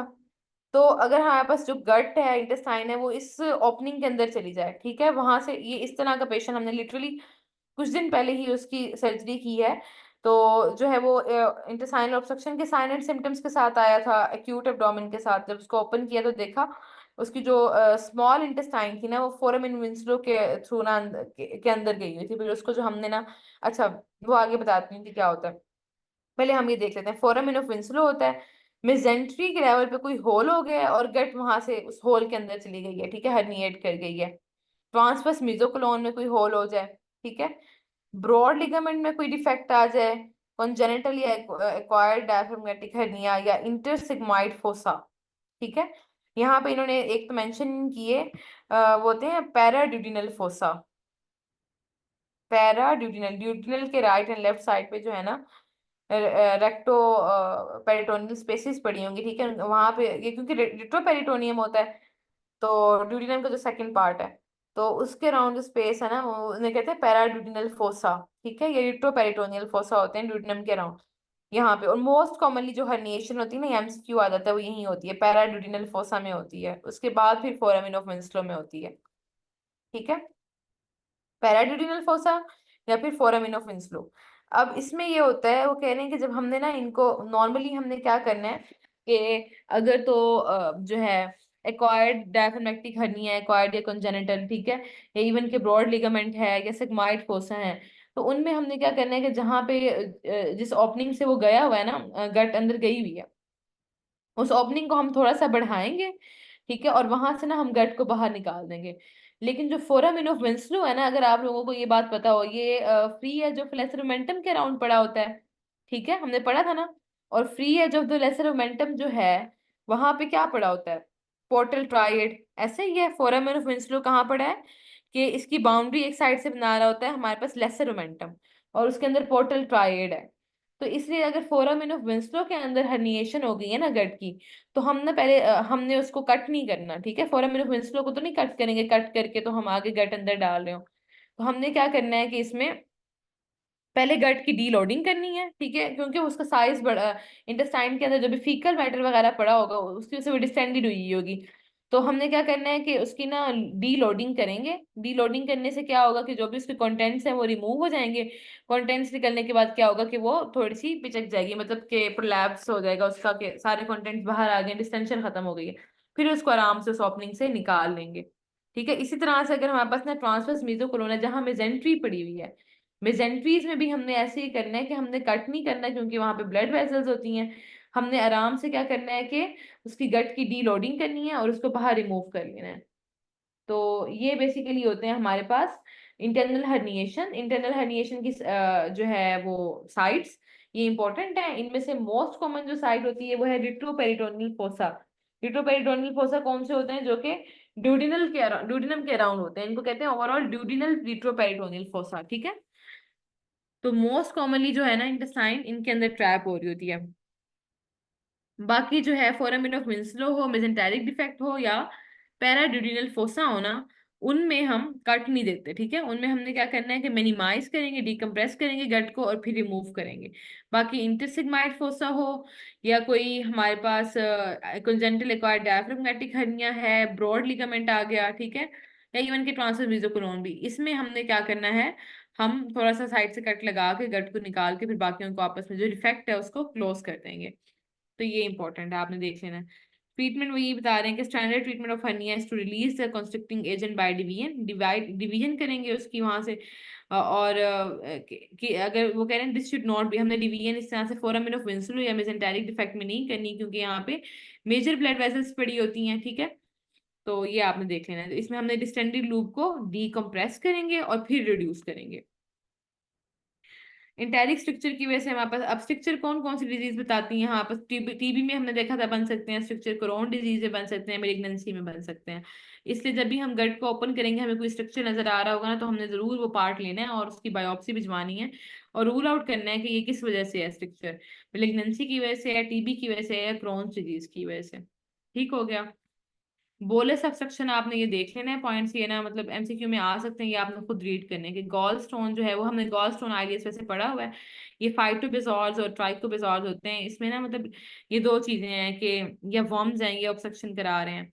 अब ये जो फाइटोबेजॉल्स होते हैं ना, इनमें ये होता है कि कुछ फूड पार्टिकल्स वगैरह जो है ना वो जो है ना मतलब रिमूव नहीं हुए, वहीं पे एकोमुलेट हो रहे हैं। ठीक है, जैसे कि अगर कोई फाइबर्स आ गए, जैसे कि हम कह लेते हैं फूड पार्टिकल्स जो स्ट्रिक्ट वाले होते हैं, जैसे अनच्यूड फूड पार्टिकल्स आ गए हैं, कोई फाइबर्स वगैरह आ गए हैं। ट्राइकोबिजार ये जो साइकाइट्रिक इल पेशेंट होते हैं ना, वो कोई एबनॉर्मल चीजें खा रहे हो तो उन वो जैसे कि हेयर कोई खाने लग जाए तो ठीक है, हेयर बॉल्स जो है ना वो मिलेंगे इसमें। इसलिए आपने एक दफा रीड कर लेना है। फिर इसमें हमारे पास आती है फंक्शनल ऑब्स्ट्रक्शन या ए डायनेमिक ऑब्स्ट्रक्शन। आई थिंक काफी लंबा लेक्चर हो गया, अब आगे बोरिंग ही जाएगा, आप लोगों ने भी ध्यान से सुनना नहीं है। तो जब हम थोड़ा सा ही है लेकिन इसमें थोड़ी सी चीजें करने वाली है। मेसेंटेरिक इस्कीमिया जो है ना ये इंपॉर्टेंट है, इसको थोड़ा सा डिटेल में देखने वाला है, पैरालिटिक आलियस को भी। तो ये हम इंशाल्लाह नेक्स्ट लेक्चर के साथ करेंगे। ठीक है, कल तो वैसे भी 10 मुहर्रम है, सिग्नल्स भी नहीं होने, कल का आपको ऑफ है। तो परसों के लेक्चर में इंशाल्लाह हम कोलोरेक्टल कार्सिनोमा देखेंगे, साथ में जो है ये इसको कंप्लीट करेंगे और एनल कैनाल वाला चैप्टर इंशाल्लाह। अब कोई क्वेश्चन हो, कुछ पूछना हो तो आप लोग पूछने में लेक्चर एंड करते हैं। कुछ समझ ना आ रही हो, कुछ भी कंफ्यूजन हो तो आप लोग पूछ सकते हैं।